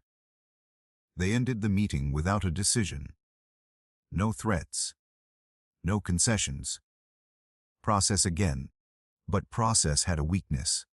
It created paper. By afternoon, Rachel's phone, back on, clean, buzzed with a message from the reporter. Reparty Ars, OFF, Rocco RD editors want confirmation. City logs. Anything publishable. Rachel replied with 2 words. Audit trail. That evening, the city council announced a preliminary review into overnight infrastructure anomalies. The language was careful, but the door was open. Rachel walked the streets as dusk fell, listening to conversations she wasn't part of. People speculated, argued, remembered things they'd dismissed. Memory bleed, she thought, in reverse. At 11:52 p.m., she stood outside Oversight's building and watched lights flick off floor by floor. No alarms, no flicker. Midnight came and went. The city stayed loud. At 12:14 a.m., her phone buzzed. Unknown. You forced an audit. The voice said. Flat now. Tired. You forced the silence. Rachel replied. This will end the program, the voice said. Rachel closed her eyes. It should. A long pause. It will also expose vulnerabilities. The voice continued. You can't control what fills the gap. Rachel opened her eyes and watched a bus roar past. Music thumping from inside. Cities fill gaps on their own. The line went dead. Rachel wrote one final line in her notebook. Beneath. Exposure. Session sunlight creates witnesses. As she closed the book and headed home. The quiet intervals hadn't vanished yet. Not everywhere, not all at once. But they were being counted now. Measured. Questioned. And that was the beginning of the end. The audit didn't roar. It whispered. Rachel Monroe learned that on the 3rd morning after the council announcement, when the city released a spreadsheet no one expected anyone to read. Rows of timestamps, columns of systems, footnotes so dry they felt anesthetic. It was supposed to be harmless. It wasn't. Rachel sat at her kitchen table with the file printed and spread like a map. Coffee went cold. Sunlight crept across the floor. She traced the rows with a pen, not looking for anomalies. Looking for rhythm. There it was. A second cadence. Not midnight to 3. Earlier. Quieter. Shorter. Micro windows. 30 to 90 seconds. Embedded in maintenance cycles that happened just before dawn. Not loud enough to notice. Not loud enough to scare anyone. Just enough to blur. Rachel circled the entries. Different districts. Different nights. Same signature. A second city. She drove. Not to a location. Those changed. But to a pattern. A transit hub that showed up more than once. A place where sound mattered. Where silence could be blamed on routine. The terminal smelled like disinfectant and impatience. Commuters moved with purpose, headphones on, eyes forward. Rachel leaned against a column and listened. Announcements echoed. Footsteps layered. A train arrived with a metallic scream. Then, at 5:11 a.m., something dipped. Not gone, softened. Rachel felt it in her chest before she heard it a thinning, like someone had opened a door between rooms and sound was leaking the wrong way. She checked her watch. 38 seconds. It passed. The terminal returned to full volume, no one the wiser. A woman laughed at her phone. A conductor barked instructions. Life continued. Rachel exhaled slowly. They hadn't stopped. They'd refined. Her phone buzzed. Text. Unknown. You're not supposed to be there. Rachel typed back. I'm everywhere now. She didn't wait for a reply. She moved through the terminal, eyes up, listening for the faint pressure she'd learned to recognize. It tugged once more near a maintenance corridor. A door marked Stay AFONLY hummed faintly, not from power, but from damping. Rachel photographed the sign, the timestamp, the ambient decibel reading on her watch app. She wasn't collecting proof for oversight anymore. She was building a public record. By noon, she'd visited 3 more sites. Each one whispered the same truth: the program hadn't ended. It had gone modular, shorter windows, distributed nodes, less risk, a city within the city. Rachel met the reporter at a park with too many dogs and too few cameras. She didn't hand over files. She told a story about patterns, about mornings, about how silence didn't need to be total to be dangerous. Why now? The reporter asked. Because it's easier to hide a second thing when everyone's watching the first, Rachel said. The reporter nodded. We'll need corroboration. You'll get it, Rachel replied. Cities repeat themselves. At 3:39 p.m., the first corroboration landed. Not from her, but from a university acoustics lab. A grad student posted a thread about pre-dawn attenuation anomalies across transit hubs. The post went modestly viral, then louder. Rachel smiled. At 6:44 p.m., oversight tried again. A notice slid under her door. No stamp, no seal. Cease independent fieldwork. You are interfering with an active review. Rachel tore it in half and dropped it in the trash. At dusk, she returned to the river and watched the water carry sound the way it always had. Boats, traffic, voices bouncing off concrete. She thought of the second city trying to live inside this one, feeding on moments no one wanted to notice. Her phone rang. Unknown. You found the micro windows, the voice said. Resigned now. You hid them in routine. Rachel replied. Routine leaves trails. They're necessary, the voice said. Stability requires sacrifice. Rachel closed her eyes. You don't get to define stability for people you won't listen to. A pause. We can contain the second program, the voice said. Quietly. Rachel laughed once. You already tried quiet. Another pause. Longer. What do you want? The voice asked. Rachel opened her notebook and wrote a single word. Witnesses. I want daylight audits, she said. Independent labs. Public dashboards. Names. That will end careers. The voice warned. Rachel watched a group of kids run past, loud and unafraid. So did the silence. The call ended without agreement. That night, the city spoke back. Transit screens glitched, not to black but to data. A test dashboard leaked for 90 seconds before being pulled. Decibel curves, timestamps, a map with too many dots. People noticed. By midnight, the phrase "a second city" was trending, not defined, not agreed upon, but alive. Rachel stood on a crowded corner and listened as clocks rolled over. No veil, no dip. Just the roar of a city that refused to be partitioned. She wrote one last line beneath as exposure. You can't hide a city inside itself. Then, she closed the notebook and walked, letting the noise carry her forward.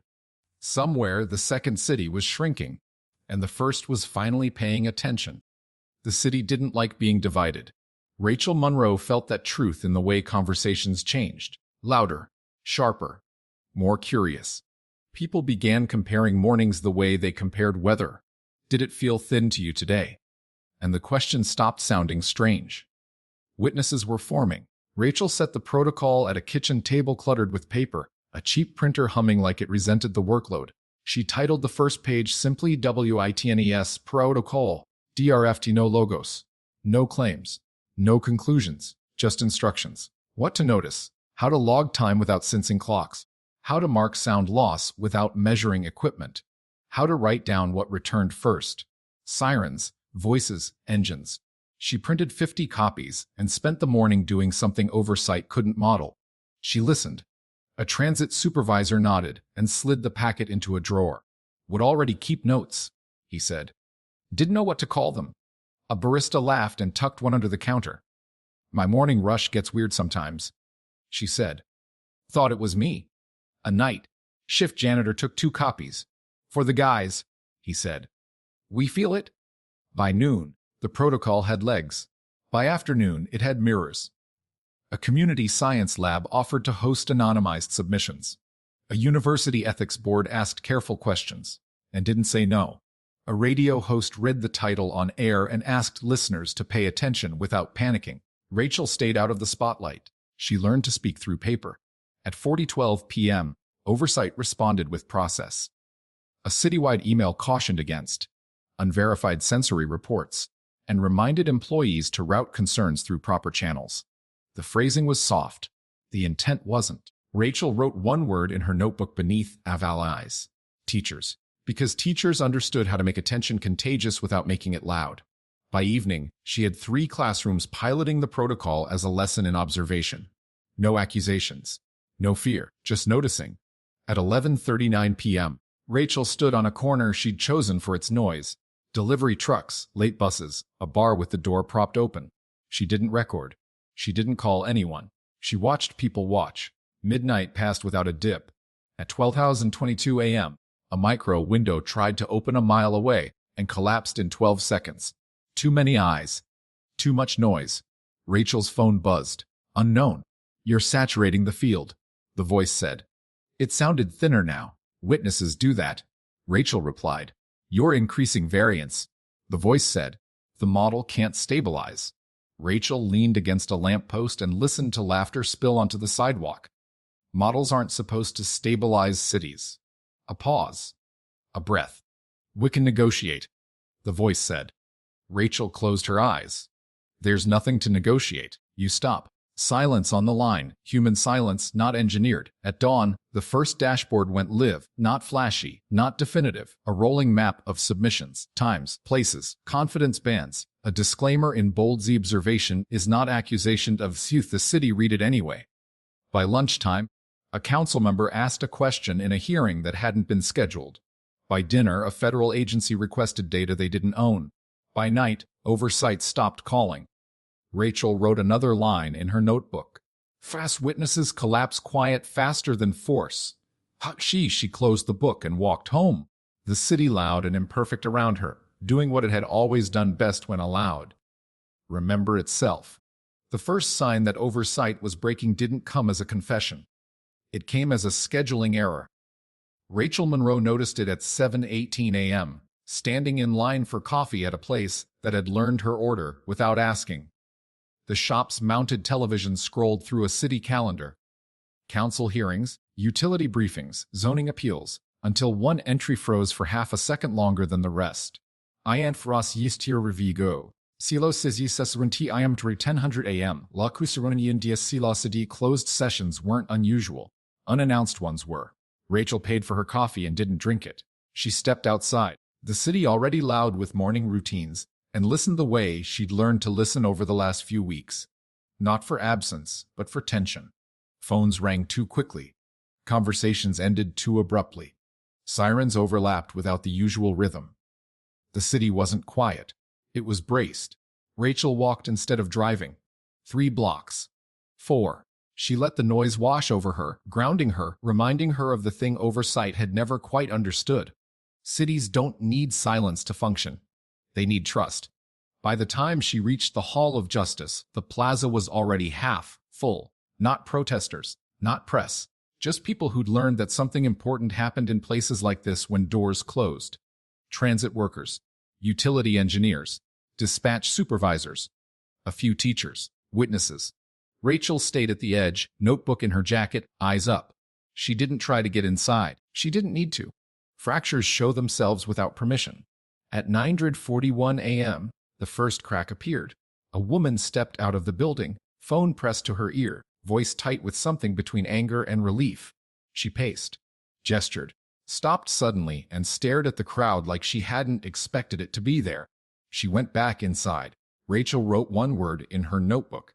Unexpected. At 10:06, a man in a municipal uniform exited through a side door and lit a cigarette with shaking hands. He didn't look at anyone. He didn't look at his phone. He just stared at the street. Rachel didn't recognize him, but she recognized the posture. Someone who'd realized the rules had changed without his consent. She wrote another word. Unprepared. Inside the closed session, voices rose. Not loud enough to hear words, but enough to hear cadence. Interruption. Disagreement. The sound of process failing to absorb conflict. Oversight had been built on alignment, on sealed compartments, on the assumption that silence could be centralized. Witnesses broke that assumption. At 123, the doors opened. Not fully, not ceremoniously. A trickle. Staffers first, then aides, then people who'd expected to leave as a unit and were now leaving as individuals. Rachel didn't move. She watched. A woman she recognized from utilities. Someone who'd sent her anonymized charts weeks earlier. Caught Rachel's eye across the plaza. There was a moment of mutual recognition. The woman nodded. Rachel nodded back. That was enough. By noon, the story had changed shape. Not in headlines, yet, but in tone. Reporters who'd been cautious began asking follow-ups instead of balance. Anchors stopped saying, "alleged," and started saying, "documented." The audit dashboard updated quietly at 12:17 p.m. New column added. As so RCENFEV MELT, a GNCE Edrin. Rachel stared at it for a long moment. They hadn't announced it. They hadn't framed it. They'd just added it. That was the fracture line. She spent the afternoon moving, not hiding, not chasing, listening. At a transit depot, a supervisor pulled her aside and whispered, "They told us to stop logging. We didn't." At a university lab, a postdoc showed her a whiteboard filled with decibel curves. "We're seeing convergence," he said. "The micro windows can't hold when too many nodes observe." At a small radio station, a producer handed her headphones. "Listen to the calls," he said. She listened. People describing mornings that felt thin, then correcting themselves. People comparing notes. People remembering things they'd shrugged off for years. Memory wasn't bleeding anymore. It was pooling. At 5:02 p.m., Rachel's phone rang. "Unknown," she answered. "You've destabilized the governance layer," the voice said. It sounded different now. Hoarse. Afraid, Rachel leaned against a brick wall and closed her eyes, letting the city's noise steady her. "You destabilized trust. You don't understand the consequences." The voice insisted. "What contained risk? You displaced it." Rachel replied. "Onto people who didn't consent. Silence. Not engineered. Human. Then, there are divisions now."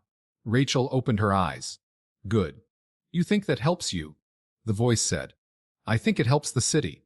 Rachel answered. "Divisions mean debate. Debate means daylight." The voice exhaled. "They want a name." Rachel responded immediately. Names mattered. They carried weight. They created targets. They ended careers and sometimes lives. "Why now?" she asked. "Because the second program can't survive scrutiny," the voice said. "And the first is already compromised." Rachel thought of the insiders, the box of files, the technician who'd warned her to trust what resisted. "Then give them the name," she said. Another pause. Longer this time. "Not yet," the voice said. "Soon." The call ended. Rachel didn't chase it. She understood fractures. They widen on their own. That night, the city tested itself. Not oversight. The city, a spontaneous experiment emerged, not organized, not announced. People stayed on late-night calls. Bars kept doors open. Radio stations played overlapping broadcasts. Transit ran louder announcements than necessary. Noise is solidarity. At 12:14 a.m., a micro window attempted to form in an industrial corridor. It failed in 6 seconds. At 12:41, another attempt died before it fully initialized. Rachel stood on her apartment balcony and listened to the layered soundscape.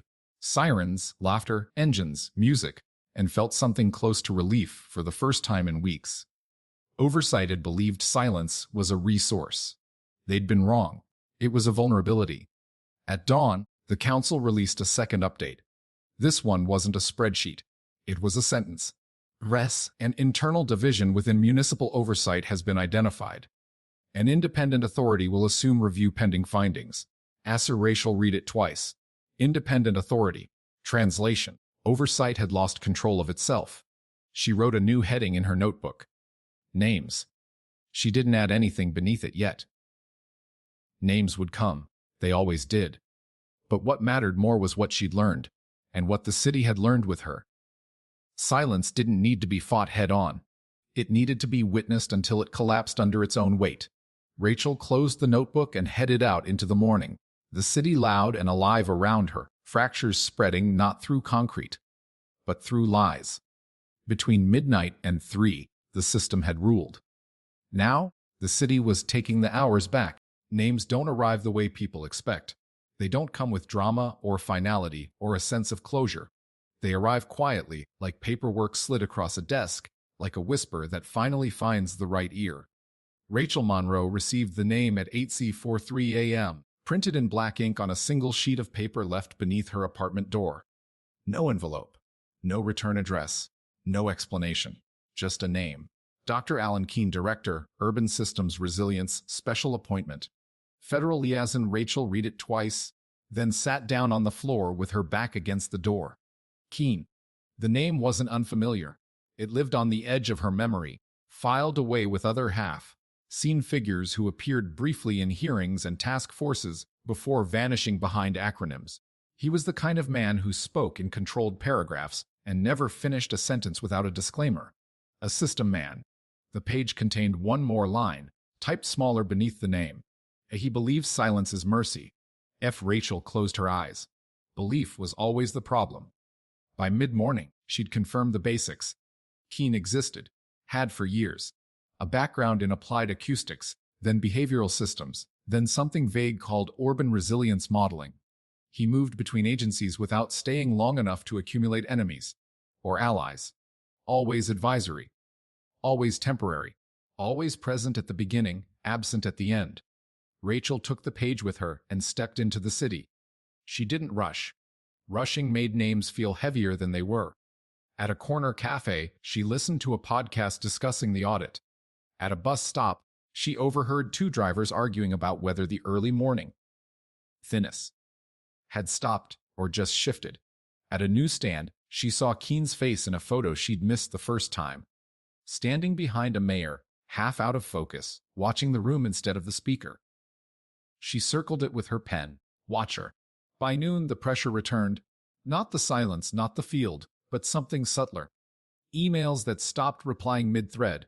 Calls that went to voicemail and stayed there. A sense of attention turning, focusing. Names did that.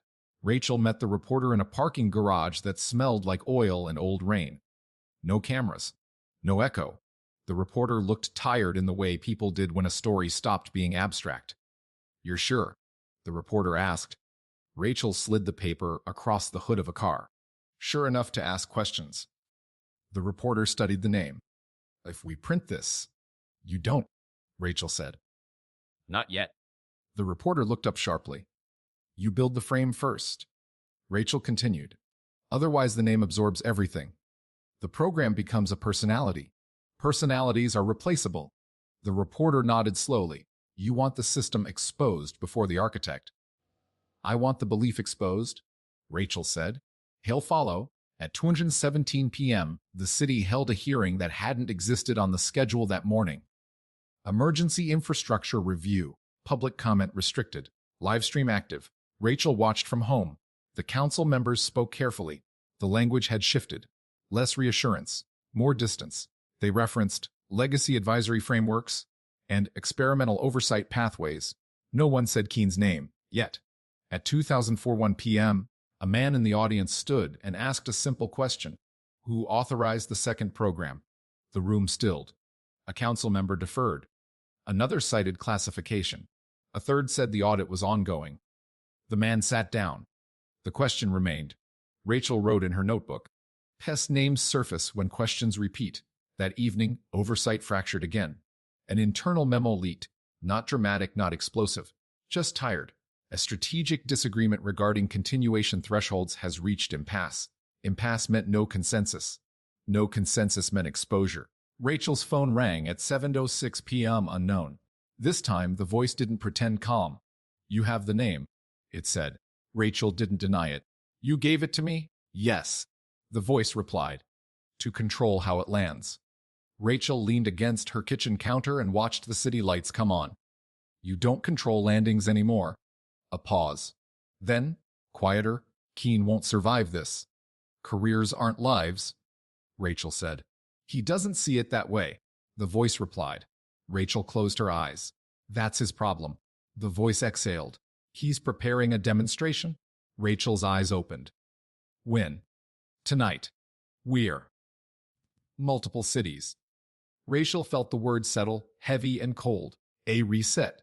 The voice continued, short, clean, enough to reassert necessity. Rachel grabbed her jacket. He won't get it. You can't stop it everywhere. The voice warned. I don't have to, Rachel replied. Just long enough. She moved fast now, not recklessly. Purposefully, she called the reporter. You have a live desk. Yes. Hold it, Rachel said, and call every city editor you trust. She called the community lab. Watch the dashboards. If anything blips, screenshot everything.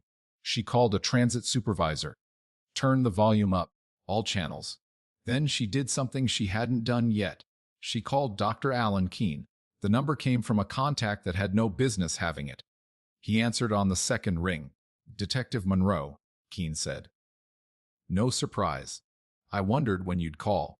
Rachel stepped out onto the street. The city was loud, impatient, alive. You believe silence is mercy. Keene paused. Cities traumatize themselves. Noise is harm. People choose noise, Rachel said. You choose silence for them. I reduce suffering, Keene replied. I prevent panic. You induce it, Rachel said. You just delay it. Another pause. You've built a mythology around this, Keene said. Witnesses. Memory, romantic ideas. Rachel smiled faintly. You built a program around control. Keene's voice cooled. Tonight we'll clarify which model works. Rachel stopped walking. You won't run it. You can't stop me? Keene said. Rachel looked up at the skyline, at windows glowing with thousands of small, stubborn lives. You're already stopped. At 11:58 p.m., the city leaned forward. Across 5 cities, transit systems went loud. Radio hosts overlapped programming. Emergency alerts tested audibly, redundantly, imperfectly. Dashboards filled with live submissions. Witness saturation. At 12:04 m, the first attempt triggered, and failed, not quietly, publicly. Decibel spikes, latency errors, feedback loops. People noticed. At 12:09, a second attempt collapsed faster. At 12:12, the dashboards flooded with red. Suppression attempt detected. Unstable. Rachel watched the data scroll and felt something loosen in her chest. At 12:17 a.m., her phone rang. Keene, she answered. You turned the city into a weapon, he said. Rachel listened to the noise behind him. Keyboards, voices, alarms. No, she replied. I let it speak. Silence on the line. Then, softly, they'll sacrifice me? Yes, Rachel said. They will. Another pause. Longer. Human. I believed I was protecting people, Keene said. Rachel closed her eyes. Belief doesn't absolve damage. The call ended. At dawn, the headline finally broke, not as scandal, but as explanation. As architect of quiet interval program identified amid audit. Dr. Alan Keene's name was there, in print, attached to systems and decisions instead of speculation. Rachel folded the paper and set it aside. Names weren't endings. They were thresholds. She opened her notebook and wrote beneath as names. Exposure complete. Protection incomplete, TS. The city outside roared into morning. Between midnight and 3, silence had tried one last time to rule. It failed. And for the first time since this case began, Rachel Monroe believed something permanent had shifted. Not victory, but balance. History doesn't disappear. It gets edited. Rachel Monroe understood that within hours of Keene's name hitting print, the headlines didn't retract. They softened. The language shifted from causation to complexity, from responsibility to context. Phrases like well-intentioned framework as misapplied safeguards crept into coverage, like into padding around a fragile truth. Oversight had lost control of the program, so they reached for the narrative. Rachel saw it first on a morning panel show playing silently in a cafe window. The caption beneath a talking head read for RMMER ADVSR beyond a scopy OFICIL COI former advisor beyond scope. She finished her coffee without tasting it and stepped back into the city. The noise grounded her. The honest noise. Engines. Voices. Construction starting too early. It was the sound of a place refusing to be reduced to a press release. By 10:00 a.m., the whitewash was coordinated. A joint statement framed the quiet interval program as a limited pilot, discontinued months earlier. Any residual anomalies, they said, were legacy effects. Unfortunate, but benign. No ongoing risk. Rachel read the statement twice. Then she laughed. Legacy Effects didn't try to run simultaneous resets across 5 cities. Legacy Effects didn't adapt. They didn't prepare demonstrations. Revisionism was always the last defense of systems that couldn't justify themselves anymore. Rachel didn't counter publicly. Not yet. She spent the day doing something slower and far more dangerous. She compared drafts, using timestamps saved by journalists, cached versions of government pages, and screenshots captured by witnesses before edits propagated. She built a timeline of language drift, words removed, clauses softened, responsibility displaced by implication. At 1:22 p.m., she laid the pages out on her living room floor like a crime scene. This wasn't just spin. It was deliberate erasure, and it followed the same logic as the silence windows. If no one could hear it clearly, it hadn't happened.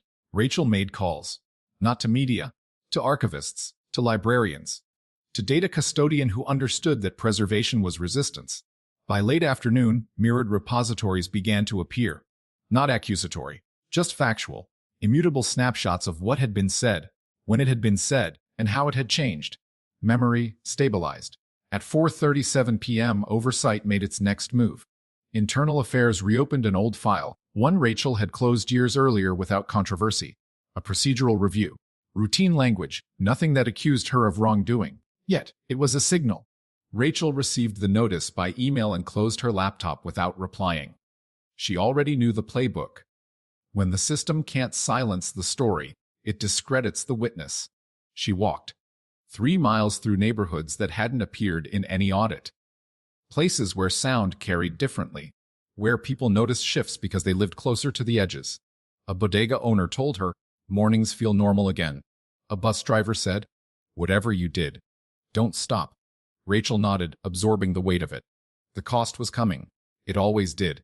At 7:11 p.m., her phone rang. Unknown. This time, the voice was different. Female. Older. Tired. "You don't know me," the woman said. "But I sat on the advisory review board." Rachel stopped walking. Past tense. "Yes," the woman replied. "As of an hour ago." Rachel waited. "They're rewriting." The woman continued. "Keen will take the fall. The rest will be lessons learned." "And the second program?" Rachel asked. A pause. "They're calling it theoretical." Rachel closed her eyes. "It isn't?" "I know," the woman said. "That's why I'm calling." Rachel leaned against a brick wall, the city humming around her. "Then help me stop them." "I can't do it publicly," the woman replied. "But I can tell you where the bodies are buried."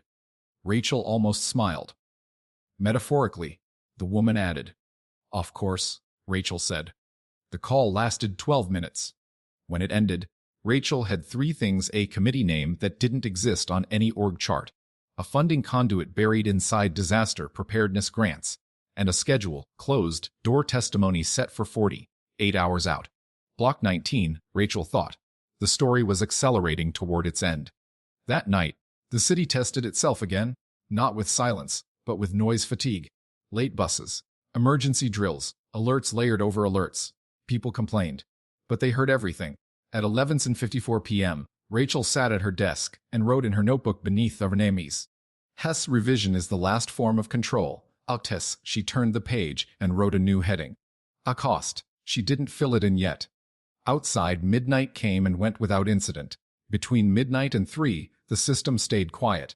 Not because it was in control, but because it was afraid. And fear, Rachel knew, was unstable. The story would end soon, not with silence, but with choice. The bill always comes due quietly. Rachel Monroe had learned that long before this case, long before silence windows and shadow programs and men who believed mercy could be engineered. Costs didn't arrive with sirens or headlines. They arrived as emails sent after hours, as calendar invites without agendas, as looks that lingered half a second longer than comfort allowed. The morning after the revisionist statements went public, Rachel's badge still worked. That was how she knew the real consequences hadn't started yet. She arrived at the precinct at 8:11 a.m. and felt the difference immediately. Conversations softened as she passed. Not stopped. No one wanted to be obvious, but redirected. A lieutenant who usually nodded didn't look up. A detective she'd trained with adjusted his tie twice and pretended to be late. Distance. Institutions created it the same way they created silence, incrementally. Rachel sat at her desk and logged in, her access held, for now. She pulled up the internal affairs notice again and read it slowly this time. RVWS Scopi Pro Jurel JDG Menti Subi JECTDTR Monenrois Stiat US Paralami Preliminary meant flexible. It meant they hadn't decided yet whether to make her an example. At 9:02, Captain Hargreave appeared at the edge of her desk. He didn't sit. He didn't order coffee. He looked older than he had a week ago. "Walk with me," he said. They moved down a corridor that smelled faintly of toner and disinfectant. Hargreave kept his voice low. "They're under pressure," he said. "Council. Federal. Everyone wants this to end." "It won't," Rachel replied. Hargreave sighed. "That's the problem." They stopped near a window overlooking the street. Morning traffic snarled below. Horns. Voices. The sound of a city that refused to mute itself. "They've offered you a soft landing," Hargreave said. Rachel turned. "Define soft." "Administrative reassignment," he said. "Training division. No night work. No public exposure. You keep your pension trajectory." Rachel watched a bus pull away from the curb, loud and imperfect. "And the audit?" Hargreave didn't answer. "Who asked you to make the offer?" Rachel said. He rubbed his eyes. "You already know." Rachel nodded. "Then it's not an offer. It's a trade." Hargreave met her gaze. "It's protection." "No," Rachel said quietly. "It's containment." They stood there in silence, not the engineered kind. The human kind, heavy with things unsaid. "At least think about it," Hargreave said. "They're building a case. Not criminal. Reputational." Rachel smiled faintly. "Those are the hardest ones to fight." By noon, the pressure turned personal. A story broke online questioning Rachel's judgment in a decade-old shooting review. One she'd cleared properly, one that had never raised an eyebrow until now. The piece cited anonymous sources. The facts were accurate. The framing wasn't. Rachel read it once and closed the tab. Discredit the witness. Same play. Different room. Her phone buzzed. "You Cam and you okay?" She didn't recognize the number, but she recognized the tone. Someone who hadn't decided which side they were on yet. Rachel typed back. "Rachi she yells I'm loud." The reply came a moment later. "You and KNOWN good." At 20:28 p.m., the cost reached her door. Two internal affairs investigators waited in her apartment building's lobby. Polite, professional, carrying folders that looked heavier than they were. "Detective Monroe," one said, "would like to ask you a few questions." Rachel nodded. "In my apartment or yours?" They exchanged a glance. "Yours." Upstairs, the questions were procedural. Why she'd contacted external labs, why she'd spoken to reporters, why she'd continued field work after reassignment. Rachel answered carefully, truthfully. She didn't volunteer motive. She didn't editorialize. When they finished, one investigator closed his folder and hesitated. "This is off the record," he said. "You made a lot of people nervous." Rachel met his eyes. "So did the silence." He nodded, almost imperceptibly. After they left, Rachel sat on the floor, with her back against the couch, and let the quiet of her apartment settle around her. Not the dangerous quiet. Just the absence of voices. She thought of the advisory board member who'd called her. Of the committees that didn't exist on paper. Of the testimony scheduled 48 hours out. Block 19. The cost wasn't just hers anymore. By evening, allies began to wobble. A community lab postponed publishing an update. A radio host softened his language. A council aide stopped returning calls. Fear traveled faster than silence. Rachel countered by doing something small and stubborn. She showed up. At a dispatch center change shift briefing. At a transit maintenance yard. At a university lecture on urban acoustics. She didn't speak long. She didn't argue. She listened. And she reminded people, quietly, that witnesses didn't need permission. At 9:17 p.m. she stood on a bridge and watched traffic flow beneath her. The city sounded tired but alive. No dips, no windows. Her phone rang. Unknown. This time the voice was familiar. Dr. Alan Keene. "They're finalizing the narrative," he said. He sounded hollow now. "I'm the endpoint." Rachel leaned against the railing. "You knew that would happen." "Yes," Keene replied. "I just thought I'd be allowed to explain." Rachel closed her eyes. You still can. They won't let me testify, he said. They'll claim health, stress, judgment impairment. Rachel listened to the water slap concrete below. Then write it. Keene hesitated. They'll suppress it, then give it to witnesses, Rachel said. Not institutions. Another pause. You don't hate me, Keene said. It wasn't a question. Rachel thought of the people who'd collapsed in quiet streets, of the box of files, of the nights the city had thinned. No, she said. But I won't protect you. Keene exhaled. That's fair. The call ended.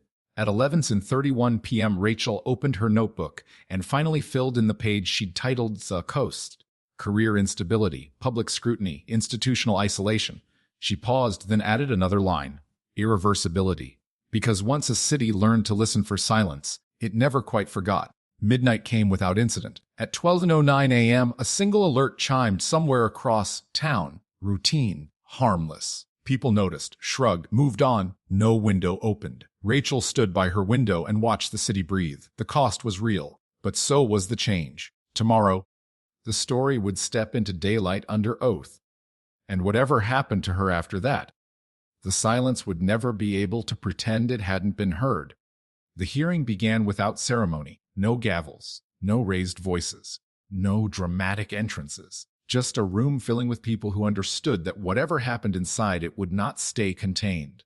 Rachel Monroe arrived early, not because she needed to, but because she wanted to feel the space before it was occupied by consequence. The chamber was larger than it looked on camera. Tiered seating, polished wood, microphones that caught everything and forgave nothing. Sunlight filtered through tall windows and landed in clean rectangles on the floor, indifferent to the weight about to settle there. She took a seat in the second row. Not at the witness table. Not yet. Oversight's representatives arrived next, moving as a group without looking like one. Legal counsel. Policy advisors. Interim directors with titles that hadn't existed a month ago. They avoided eye contact with the audience, scanning the room the way people did when they were measuring risk. Rachel watched them measure. At 9:03 a.m., the first witness was sworn in. A transit systems manager. Middle-aged, steady hands. A voice that carried even before the microphone amplified it. He spoke plainly, about maintenance schedules that didn't line up with demand, about routine calibrations that always happened at night, about anomalies that were logged, then quietly reclassified. He wasn't accusatory. He was precise. The council members leaned forward without realizing it. At 9:41, a university acoustics researcher testified next. Charts appeared on the screens. Decibel curves, latency graphs, overlays from different districts. Perception suppression, the researcher said calmly, does not require total silence. It requires disruption of expectation. Rachel felt a familiar tightening in her chest.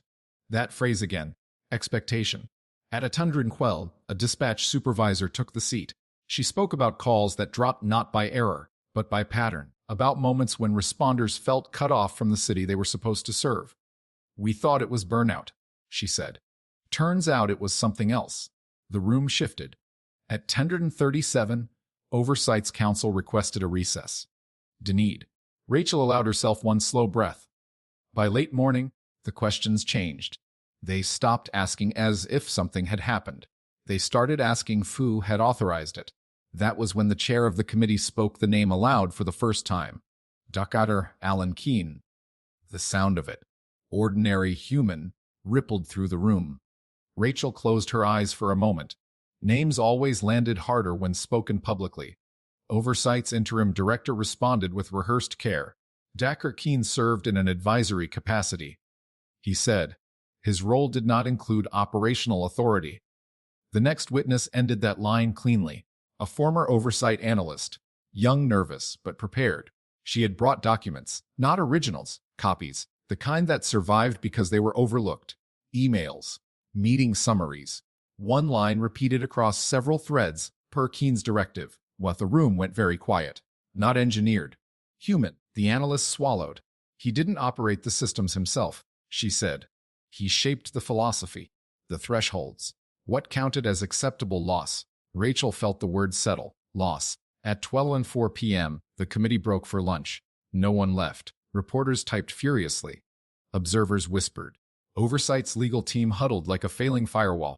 Rachel stayed in her seat. She felt eyes on her now. Some curious, some grateful, some resentful. Witnesses attracted gravity. At 1:11, the hearing resumed. The chair called the next name. Detective Rachel Monroe. Rachel stood. She walked to the witness table without hurry, aware of every sound. Shoes on wood, papers shifting, the low hum of the ventilation system. She sat, adjusted the microphone, and raised her right hand. She swore the oath without embellishment. The first questions were predictable. Her role, her actions, her communications with non-departmental entities. Rachel answered cleanly. Then the chair leaned forward. Detective, in your professional opinion, what was the purpose of the quiet interval program? Rachel looked around the room, at the council members, at the witnesses who had already spoken, at the public gallery, full now. She chose her words carefully. It wasn't designed to kill, she said. It was designed to remove friction. A murmur moved through the room. Rachel continued. Silence wasn't the goal. Control was. Silence was just the method. The Oversight Council objected. The chair overruled. Rachel spoke for nearly 20 minutes. About the first body. About the missing 16 minutes. About the micro windows. About how perception failed before systems did. She didn't speculate. She narrated. When she finished, the chair asked one final question. Detective Monroe, he said, do you believe this program could have continued without public detection? Rachel didn't answer immediately. She thought of the city learning to listen, of teachers and dispatchers and baristas noticing the thinness in the air, of dashboards filled with anonymous dots. No, she said finally, because cities aren't quiet. People are. Silence followed. The good kind. At 3:02 p.m., Dr. Alan Keene's written statement was entered into the record. He did not appear. The statement was long, clinical, carefully worded. But one paragraph broke form. Sir, I believe that reducing sensory overload would reduce harm. I did not account for the harm caused by absence itself. Rachel felt something ease in her chest. Not forgiveness, recognition. At 4:19 p.m., the chair closed the hearing with a sentence that would be replayed for weeks. This committee finds that the quiet interval program represents a failure of oversight, ethics, and consent. Oversight's counsel requested time to respond. Granted, but it didn't matter anymore. The room had heard. Outside, the steps of the building filled with sound. Questions, arguments, voices overlapping. Cameras clicked. Microphones clustered. Rachel stepped into the sunlight and paused. She didn't give a statement. She didn't need to. Behind her, the doors closed on the hearing. Ahead of her, the city waited, loud, imperfect, unmuted. Between midnight and 3, silence had ruled once. Today, it was on the record. And records, Rachel knew, were harder to erase than sound. The city didn't celebrate. That was the first thing Rachel Monroe noticed in the days after the testimony. There were no parades, no collective exhale loud enough to feel like victory. What replaced the quiet interval wasn't relief. It was adjustment. A careful, human recalibration. Silence had been exposed, not defeated. And exposure changed the shape of things without changing their weight. On the morning after the committee's findings were released, Rachel woke to the sound of garbage trucks and a neighbor arguing on the phone in the hallway. She lay still and listened. The noises didn't feel intrusive. They felt necessary, proof that the city still announced itself, whether anyone wanted it to or not. Her phone buzzed once on the nightstand. "UN call and it's over." Rachel didn't reply. Nothing was ever over. It just moved to a quieter room. By the end of the week, oversight no longer existed in the form it had taken. Its offices were folded into 3 separate agencies, each tasked with preventing recurrence through transparency. The language was careful, defensive. But the structure mattered less than the audit requirements now attached to it. Public dashboards, independent review boards, rotating civilian oversight. Witnesses formalized. The quiet interval program was officially terminated. The second program, never named, never fully acknowledged, was dismantled through attrition and daylight. No arrests were announced. No televised confessions delivered. Accountability, Rachel knew, didn't always arrive with handcuffs. Sometimes it arrived as impossibility. The program couldn't survive attention. That was enough. At the precinct, the atmosphere shifted again, slowly, awkwardly. People who'd avoided her now nodded. Some apologized without words. Others kept their distance, not out of fear, but uncertainty. Rachel didn't press. She'd changed the room. Rooms took time to settle. Captain Hargreave called her into his office on a Thursday afternoon and closed the door without comment. He looked at her for a long moment before speaking. "They rescinded the reassignment," he said. Rachel waited. "You're back on active investigations," he continued, "with conditions." Rachel raised an eyebrow. "Let me guess. No unilateral external coordination," Hargreave said. "No media contact without clearance." Rachel nodded. "And the nights?" Hargreave hesitated. "You keep them." Rachel smiled faintly. "Good." He leaned back. "You cost us." "I know," Rachel replied. He met her eyes. "You also changed us." They sat in silence for a moment. Two people listening to the building breathe. At 17 a.m. the following Tuesday, Rachel stood on a familiar corner and watched the city hold itself together. There was no pressure, no thinning. Just a siren in the distance and the hum of traffic refusing to organize itself into anything quiet. She checked her watch. The time no longer mattered. What mattered was attention. Across the city, the witness protocol had evolved. Teachers used it in classrooms as an exercise in observation. Dispatch centers integrated it into training, not as doctrine, but as awareness. Community labs kept their dashboards live, updated by volunteers who logged nothing more than what they noticed. No panic, no accusations, just memory. Rachel met one of the archivists for coffee, a woman who smelled like old books and patience. "You know this won't stop future programs," the archivist said. Rachel nodded. "I know. But it makes them harder to hide." The archivist continued. "That's all we can do," Rachel replied. "Raise the cost of secrecy." In a small apartment across town, Alan Keene waited for the next headline that never came. His statement remained part of the record. His name lingered as a caution rather than a villain. Rachel never visited him. She didn't need to. He had been heard. That was consequence enough. Weeks later, a new case crossed Rachel's desk. Unrelated, ordinary loud. A robbery gone wrong. Witnesses arguing over what they'd heard. Cameras disagreeing with memory. The city imperfect as ever. Rachel closed the quiet interval file for the last time and slid it into storage, not sealed, not buried. Just placed. Some cases ended in arrests. Some ended in policy. This one ended in listening. On her way home that night, Rachel passed a street musician playing badly but enthusiastically. People stopped, laughed, threw coins. Traffic backed up for no good reason. Noise made friction. Friction made life. Rachel stood for a moment and listened, letting the sound layer and clash and refuse to resolve.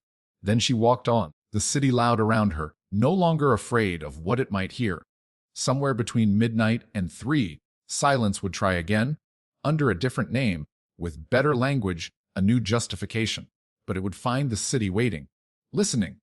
And this time, it wouldn't be alone. Cities don't need silence to survive. They need witnesses. This was Midnight Casefiles, and this case will be remembered.